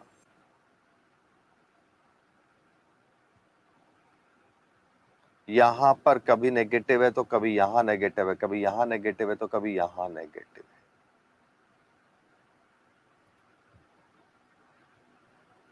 ठीक है, कोई इशू है तो बोल दो। नाइट्रोजन पे परमानेंट पॉजिटिव है, ये इसका रेजोनेंस हाइब्रिड बन गया। अब आया समझ में कि अभी भी प्रॉब्लम है बच्चों। वले बाबू, खून पी गए थे आप, अब बोलो बेटा आपका हालचाल क्या है। ठीक है, तो अगर कई बार ऐसा क्वेश्चन पूछ लेते हैं, यहाँ कितने N2O5 में nitrogen oxygen, number of nitrogen oxygen identical bond कितने हैं, तो आंसर है 4। चार जो ये 4 बॉन्ड है जो आइडेंटिकल है, एक जैसे हैं। बाकी बीच वाला बॉन्ड रेजोनेंस नहीं कर रहा है, वो इनसे अलग हो गया क्योंकि इनका बॉन्ड ऑर्डर ज्यादा है, 1.5 है राउंड ऑफ, इसका बॉन्ड ऑर्डर कम है। आ गया समझ में? तो ऐसा क्वेश्चन भी बन सकता है कि N2O5 का बॉन्ड ऑर्डर आइडेंटिकल, कितनों का नाइट्रोजन ऑक्सीजन का आइडेंटिकल बॉन्ड ऑर्डर है। किसी को प्रॉब्लम है तो अब बोल दो भाई, जल्दी कमेंट दो। चलो आगे के क्वेश्चंस देखते हैं अपन लोग।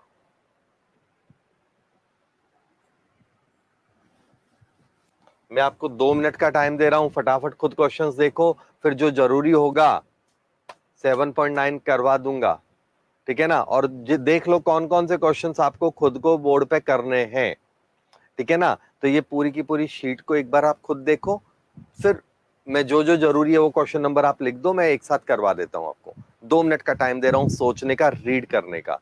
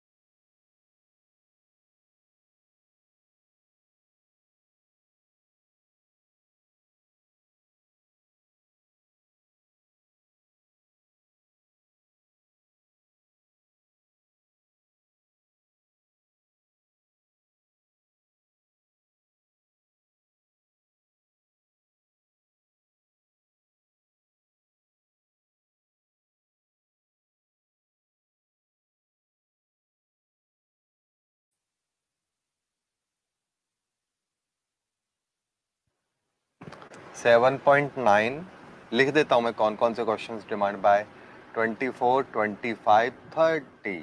ठीक है, 30 के बाद वाले भी देख लो आप फटाफट, 1 मिनट दे रहा हूं जल्दी। 34 के जो आप नहीं कर पाओगे, 32 डायरेक्ट है, अपने क्लासरूम में किया हुआ है। जिनॉन फ्लोराइड अभी अभी समझा है 33, ठीक है ना। ClO आइसो इलेक्ट्रॉनिक है, ये पूरा कंसेप्ट समझा देता हूं। 35 डायरेक्ट है, ठीक है ना। 36 करवाया हुआ है क्लास में। 37 ये सब लॉलीपॉप हो गए बात दिखे तो, ठीक है। रिवर्स थोड़ा सा आइएगा भाई, 7.9 दिखा दीजिएगा तो मैं अब क्वेश्चंस करवा दूं। 7.9 क्वेश्चन है क्या पता तो चले।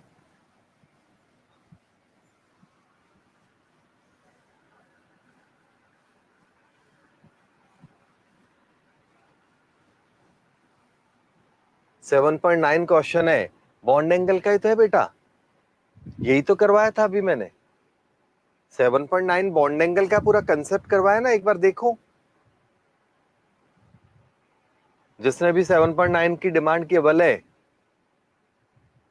वो अमोनिया PH3 वही है, उसको मैंने NH3 लिखा है, यहाँ पर N ऐसे लिखा हुआ है HNH। फटाफट कमेंट दो। 24 देखते हैं जब तक अपन, 24, 25 ये 3 क्वेश्चन देख लेते हैं, तब तक आप अपने वैल्यूएबल कमेंट दे दो। 24 क्या कह रहा है, explain why fluorine form only one oxo acid HOF। ये मैं बता देता हूं, वैसे बताया हुआ है। उसका कारण है फ्लोरीन की केवल एक ऑक्सीडेशन स्टेट पॉसिबल है, ठीक है ना। फ्लोरीन की केवल और केवल एक ऑक्सीडेशन स्टेट -1 पॉसिबल है। अगर कोई और ट्राई करोगे तो ऑक्सीडेशन नंबर पॉजिटिव या और कुछ आएगा जो पॉसिबल नहीं है, ठीक है। दूसरा है explain why in spite the nearly the same electronegative nitrogen form hydrogen bonding by size। 7.24 का आंसर क्या है, due to only single oxidation state of fluorine, और वो कौन सी, -1। HOF तो बनेगा -1 +1 +1 -1, लेकिन अगर मान लो ये तो बनेगा, लेकिन आप जोश में HOF2 बनाओगे तो पॉसिबल नहीं है, है ना। क्योंकि वहां पर फ्लोरीन का ऐसा मॉलिक्यूल आप बना नहीं सकते। ऑक्सीजन कहेगा भैया मैं पागल नहीं बैठा हूं, ठीक है, तो ये मॉलिक्यूल नहीं बनेगा। तो फ्लोरीन को ही सेंटर में आना पड़ेगा, और फ्लोरीन को जैसे HOCl वगैरह के हिसाब से सेंटर में आना पड़ता है, वैसे यहाँ क्या होगा, सॉरी ऐसा। तो फ्लोरीन का ऑक्सीडेशन नंबर क्या हो गया, -2 -1, तो -3 हो गया, जो पॉसिबल नहीं है। क्लियर हो गया। तो फ्लोरीन का सिंगल ऑक्सीडेशन स्टेट के कारण क्या होगा, ऐसा होगा। दूसरा जो क्वेश्चन था 25 नंबर, वो आपका था, भूल गया मैं क्या था, चलो 7.25 था क्वेश्चन, स्क्रीन पे दिखाओ एक बार। 7.25 था कि साइज, अमोनिया में हाइड्रोजन बॉन्ड होता है, अमोनिया HCl, तो इसमें हाइड्रोजन बॉन्ड होगा, इसमें हाइड्रोजन बॉन्ड होता है लेकिन इग्नोर कर देते हैं। तो due to small size of nitrogen, hydrogen bonding can be possible. सीधा एक की लाइन का आंसर है, नाइट्रोजन का साइज छोटा है इसलिए उसमें हाइड्रोजन बॉन्डिंग होगा, और दूसरा जो एटम है उसका साइज बड़ा है इसलिए उसमें हाइड्रोजन बॉन्डिंग नहीं होगा। कोई डाउट है तो बोल दो। क्लियर। क्लोरीन में हाइड्रोजन बॉन्डिंग नहीं होता, इलेक्ट्रोनेगेटिविटी नाइट्रोजन के बराबर है, तब भी बिकॉज ऑफ साइज प्रॉब्लम। अगला अगला क्वेश्चन देखते हैं अपन लोग, 30 और 34। 30 नंबर का क्वेश्चन कह रहा है कि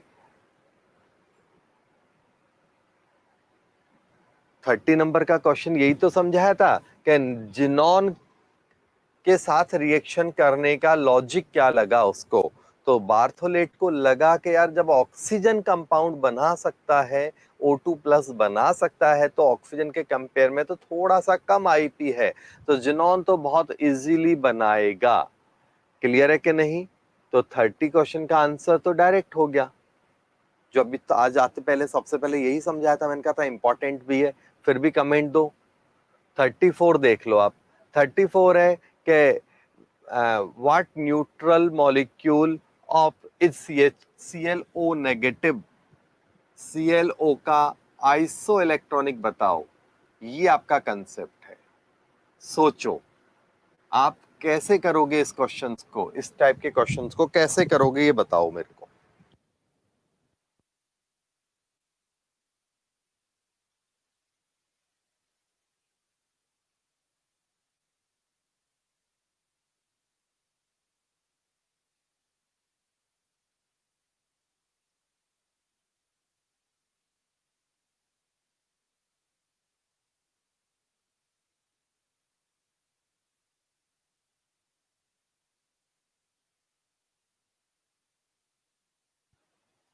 देखो अब कैसे करोगे इस तरह के क्वेश्चंस को, तो न्यूट्रल लेना है अगर मान लो, तो मैं कैसे करूंगा, मेरे को अगर क्वेश्चन करना हो तो अक्कड़ वक्कड़ बैठाऊंगा मैं तो। O-2, O- है, इसका मतलब 9 हो गया। क्लोरीन को तो मैंने क्या किया, सेम रखा और एक फ्लोरीन ले लिया। चेक करो,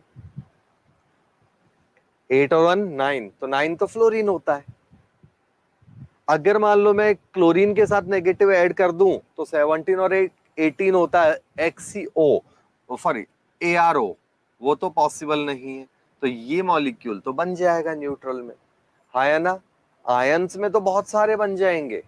न्यूट्रल का एग्जांपल बता रहा हूं मैं आपको कैसे करना है क्वेश्चंस को। और देखो,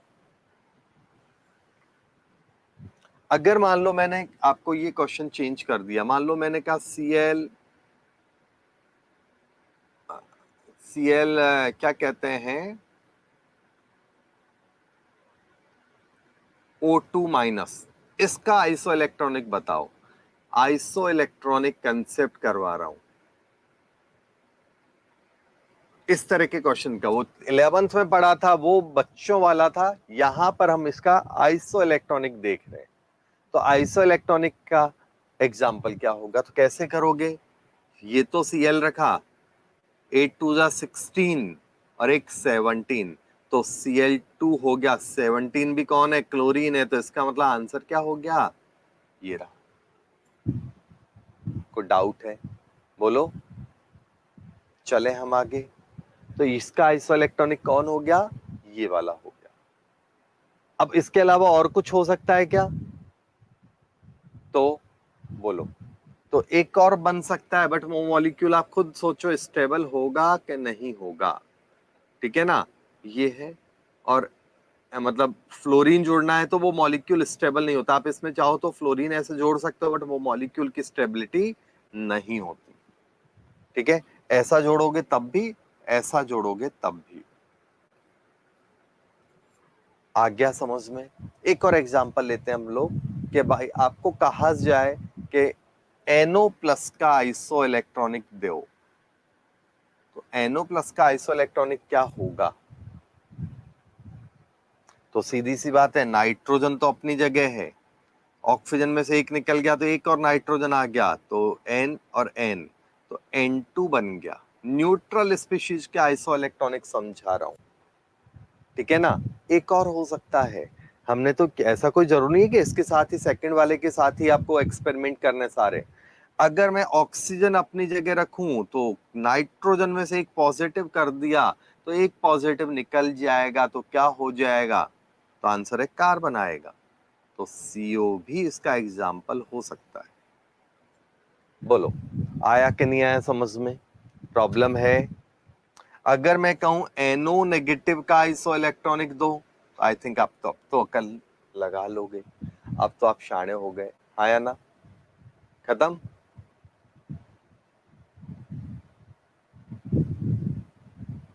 NF, वेरी गुड।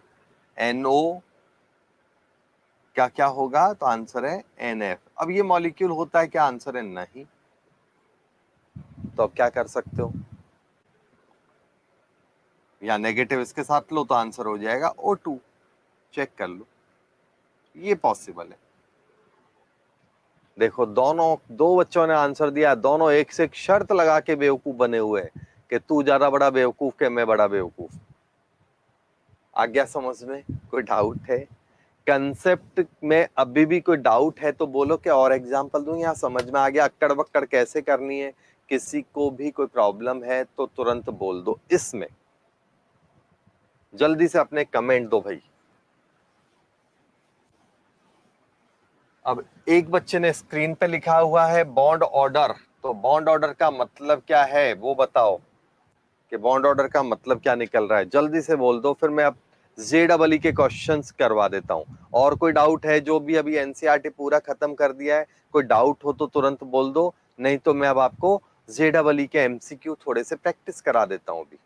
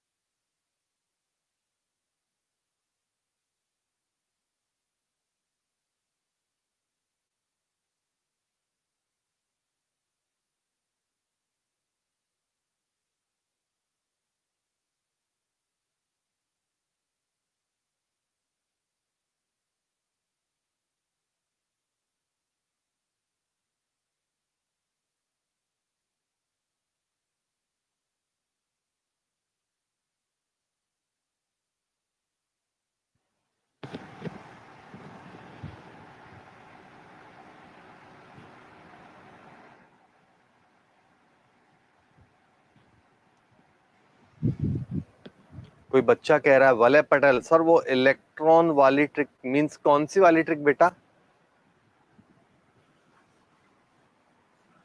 इलेक्ट्रॉन वाली कौन सी ट्रिक कह रहे हो आप? समझा नहीं मैं ये बात। इलेक्ट्रॉन कम ज्यादा वाली, या और कुछ कहना चाह रहे हो? जल्दी बोलो फटाफट।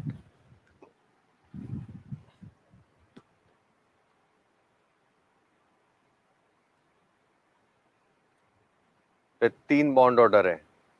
अच्छा ठीक है, मतलब समझना थोड़ी है, मतलब वो तो ये था।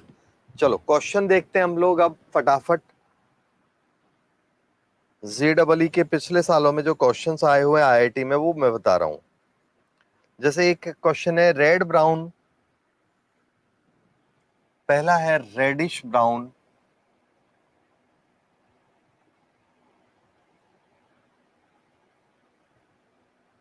Gas of nitrogen oxide. Nitrogen के ऑक्साइड जो होते हैं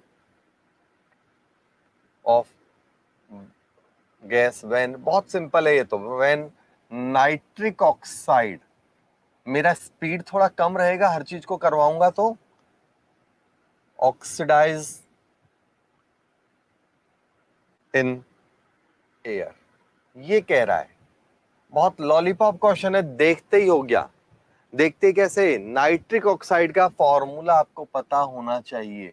जब एयर में ऑक्सीडाइज होता है तो NO2 बनता है, जो रेड ब्राउन है, पता है आपको।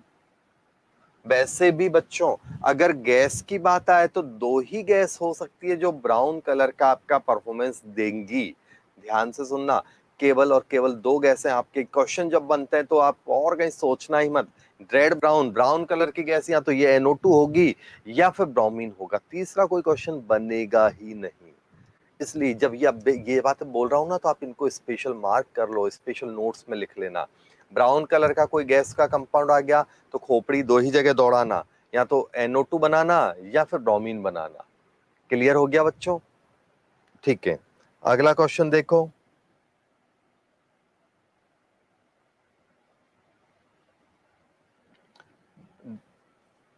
मोस्ट स्टेबल कौन है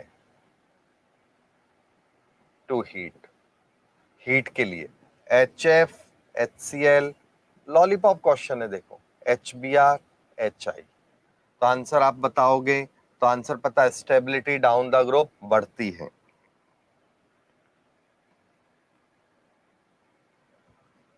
white phosphorus react with caustic soda, मतलब NaOH। डायरेक्ट है, कई बार किया हुआ है क्वेश्चन और बहुत बार आया है, ये क्वेश्चन बहुत रिपीट होता है। तो PH3 और NaH2PO2 बनता है, NaH2PO2। ये कौन सी रिएक्शन है? तो आंसर है ये डिसप्रपोर्शनेशन है।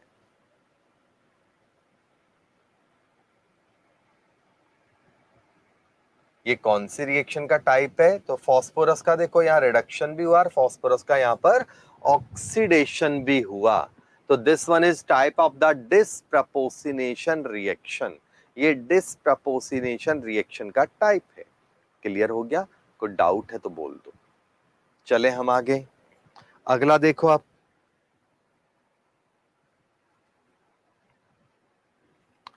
बहुत लॉलीपॉप है, ये भी करवाया, KBr है। इसमें यहां क्या डालूं कि ब्रोमीन निकल जाए? अब ऑप्शन है आपके पास, क्लोरीन डालूं, आयोडीन डालूं, HI डालूं या फिर SO2। चार ऑप्शंस हैं, क्या डाला जाए कि ब्रोमीन निकल जाए? KBr में क्या डालूं कि ब्रोमीन निकले? तो सीधा सा आंसर होगा क्लोरीन। जो ज्यादा रिएक्टिव है वो अपने से कम रिएक्टिव को रिप्लेस कर देता है। क्लियर हो गया? कोई प्रॉब्लम है तो बोल दो। अगला, लेड पेंसिल में क्या होता है? तो लेड पेंसिल में आपको पता है ग्रेफाइट होता है। वो बहुत बच्चों वाला क्वेश्चन है, मैं स्क्रीन पे अवॉइड कर रहा हूं। अगला क्वेश्चन आता है आपका, बहुत अच्छा क्वेश्चन है, ये देखना। Ammonia can be dried by, ये आप सोचो क्या करोगे इसका answer. Ammonia can be dried by, ammonia को किससे हम ड्राई कर सकते हैं? ये आपका कहने की बात है। तो देखो, अमोनिया को ड्राई हम कैसे कर सकते हैं? तो ऑप्शन है आपके पास, सोचना, कंसंट्रेट H2SO4 से। दूसरा ऑप्शन आपको दे रहा हूं, P2O5 से। तीसरा ऑप्शन दे रहा हूं, एनहाइड्रस CuSO4 से। और चौथा ऑप्शन आपको दे रहा हूं, नन। चार में से कौन है जो अमोनिया के साथ ड्राई होगा? अमोनिया किसके साथ ड्राई करेगा? ये आप इस क्वेश्चन का आंसर बताओ, मैं जब तक अगला क्वेश्चन लिख देता हूं।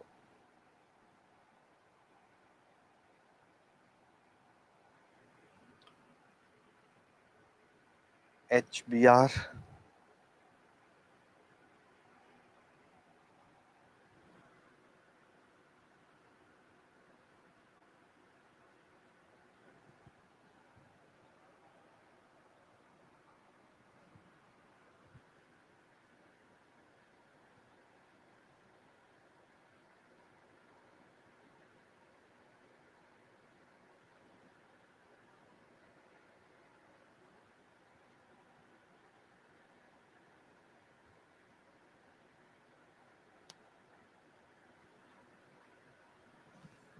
फिफ्थ का डी। क्यों भाई? अमोनिया किसके साथ ड्राई होगा वो समझ लो। देखो, अमोनिया खुद बेस है, तो H2SO4 के साथ ड्राई नहीं होगा, एसिड बेस सॉल्ट बन जाएगा। ठीक है ना? पानी एब्जॉर्ब कराना है अमोनिया के साथ, H3PO5 ये भी यहाँ पर ड्राई कराने में काम नहीं आएगा। कारण सीधा सा है, अमोनिया एसिड बेस वाला रिएक्शन कर लेगा। डिहाइड्रेटिंग एजेंट तो है लेकिन रिएक्शन भी हो जाती है। एनहाइड्रस कॉपर सल्फेट, यहाँ पर अमोनिया और वाटर है, उससे रिएक्शन करके याद है ब्लू विड्रॉल बना लेता है। ऐसे लिख देता हूं, चलो CuSO4.5H2O। आ गया समझ में? तो यहां क्या बनेगा?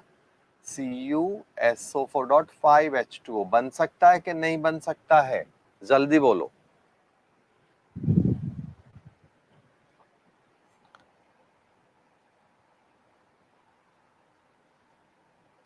अगला क्वेश्चन यहां पर लिखा, ये भी बहुत अच्छा क्वेश्चन है।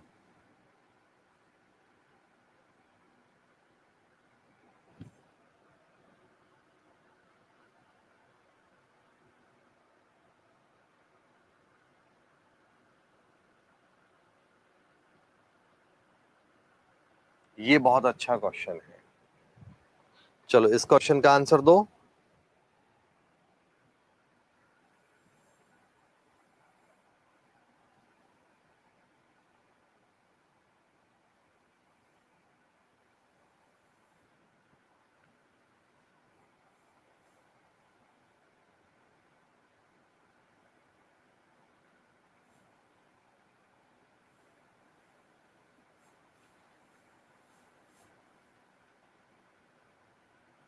Exists as AlCl3 molecule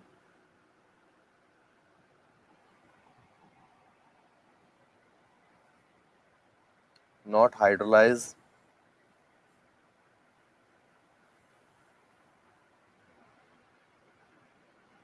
easily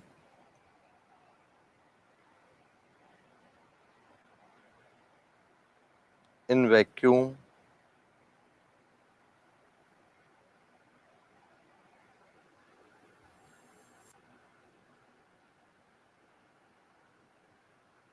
at 100 degree Celsius.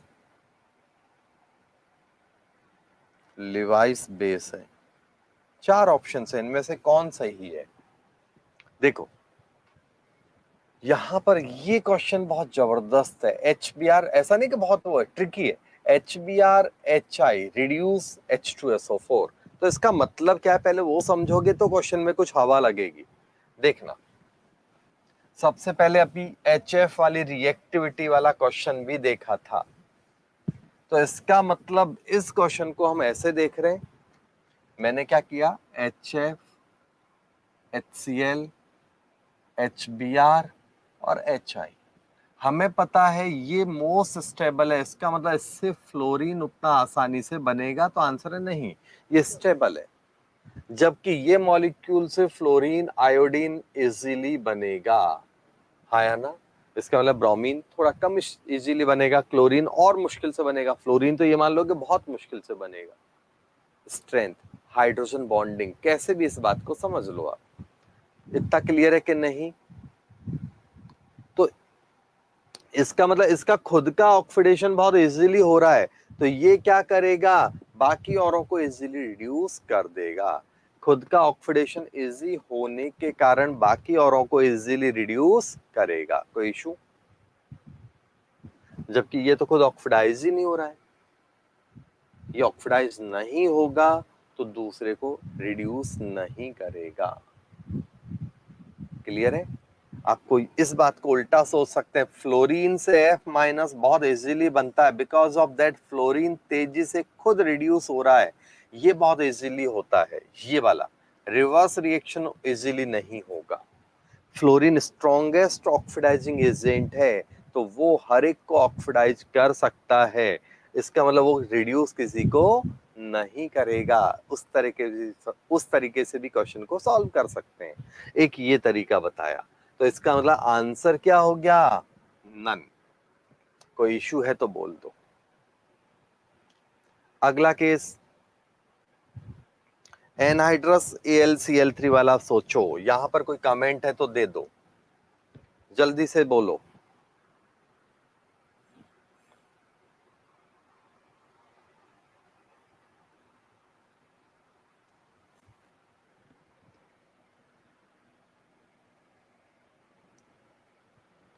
Chlorine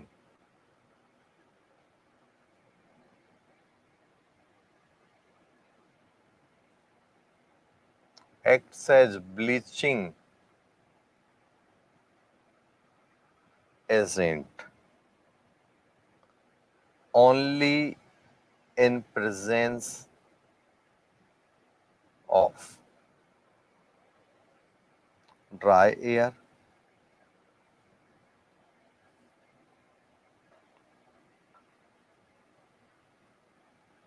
moisture,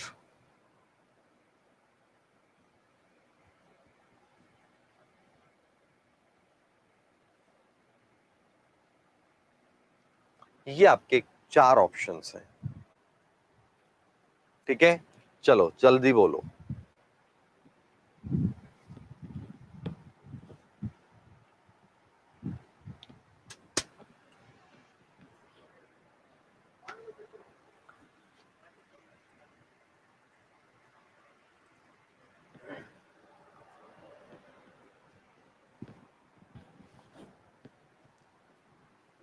हाँ भाई, आंसर दो।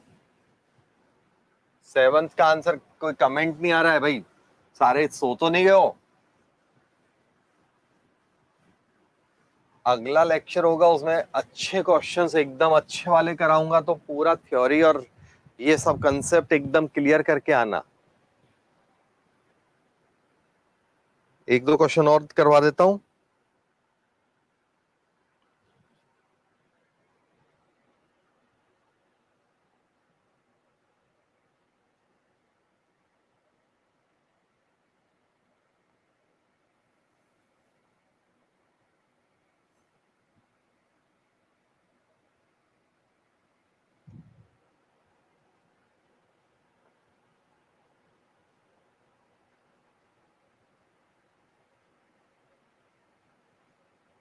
किसको गर्म करेंगे तो NO2 बनेगा और किसको गर्म करने पर NO2 नहीं बनेगा?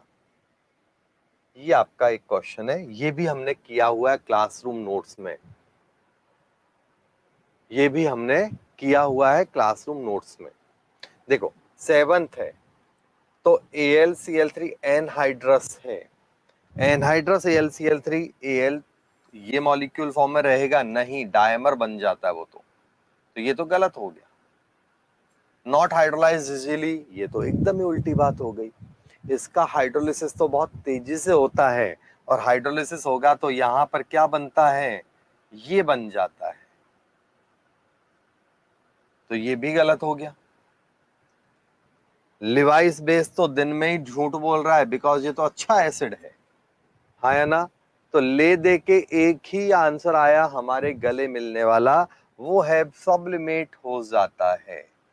एनहाइड्रस AlCl3 है तो वो गैस फॉर्म में इजीली बदल जाता है, ये कॉमन सेंस है, मैंने बताया भी था। डायमर होंगे तो वो जनरली सॉलिड होते हैं, नॉर्मल है तो वो क्या होते हैं, या तो गैस ही होते हैं या गैस में बहुत इजीली बदल जाते हैं। हो गया, कंसेप्ट क्लियर हुआ कि डाउट है इसमें? पहले ये बताओ 7th नंबर में कोई डाउट हो तो तुरंत बोल दो। 10 क्वेश्चन कंप्लीट कर देते हैं हम लोग। एक और लिख देता हूं मैं आपको।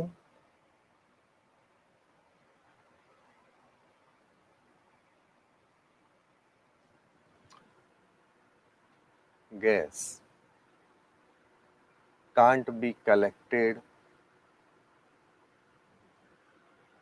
over water। कौन सी गैस है जो पानी के ऊपर कलेक्ट नहीं कर सकती?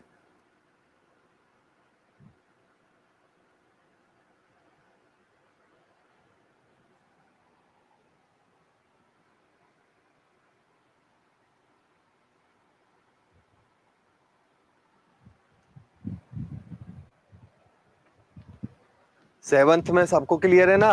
तो 7th के बाद अगला देखते हैं हम लोग 8th क्वेश्चन। 8th क्वेश्चन देखो आप फटाफट, कमेंट भी दो भाई, पता ही नहीं चल रहा कौन बैठा है कौन गायब है।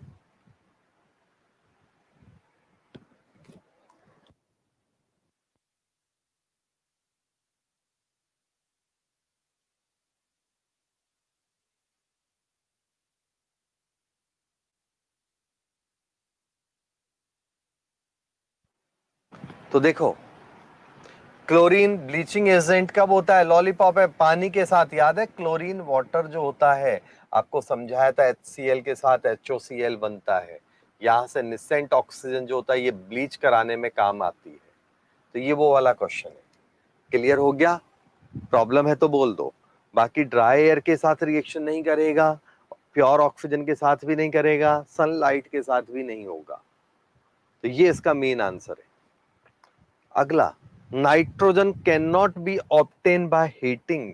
ये बहुत अच्छा है। NO2 किसको गर्म करने से बनेगा और किसको गर्म करने से नहीं बनेगा, ये अपना क्वेश्चन है।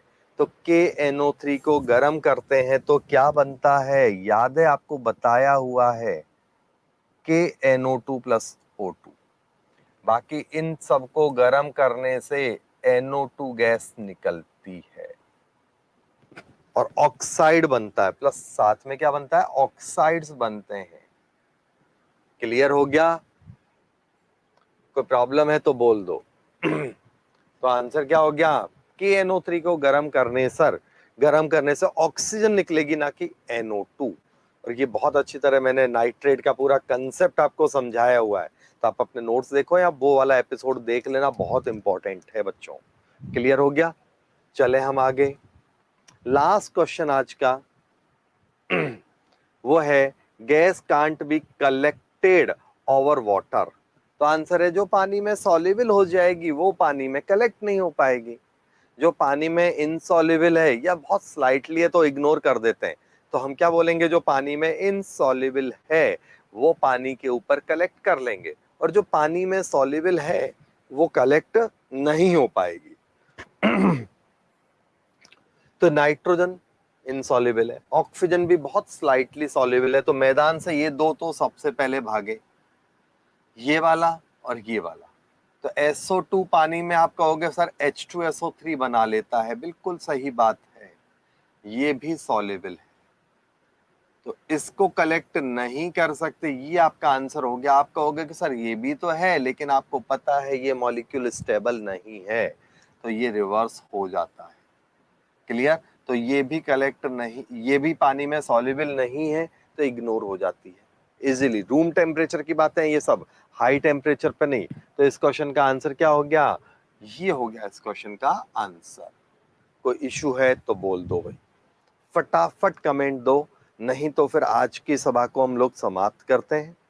क्लियर? अगले एपिसोड में हम लोग अच्छे लेवल के क्वेश्चंस करके इसको पूरी तरह बाइंड अप करेंगे। तो आपके असाइनमेंट आपके साइट पे अपडेट हो गई हैं, तो आप असाइनमेंट की प्रैक्टिस करो, डाउट्स वगैरह निकाल के रखो। आपको मंडे को सबमिट करनी है असाइनमेंट्स। पहले ही बता देता हूं, असाइनमेंट आपको मंडे को सबमिट करनी है। मंडे के बाद आपके पेरेंट्स से बात कर लेंगे, तो इस इग्नोर नहीं करना है। नेक्स्ट एपिसोड में हम लोग मिलते हैं अच्छे लेवल के डाउट्स के साथ। P ब्लॉक का लास्ट एपिसोड होगा वो। ठीक है, चलो, थैंक यू।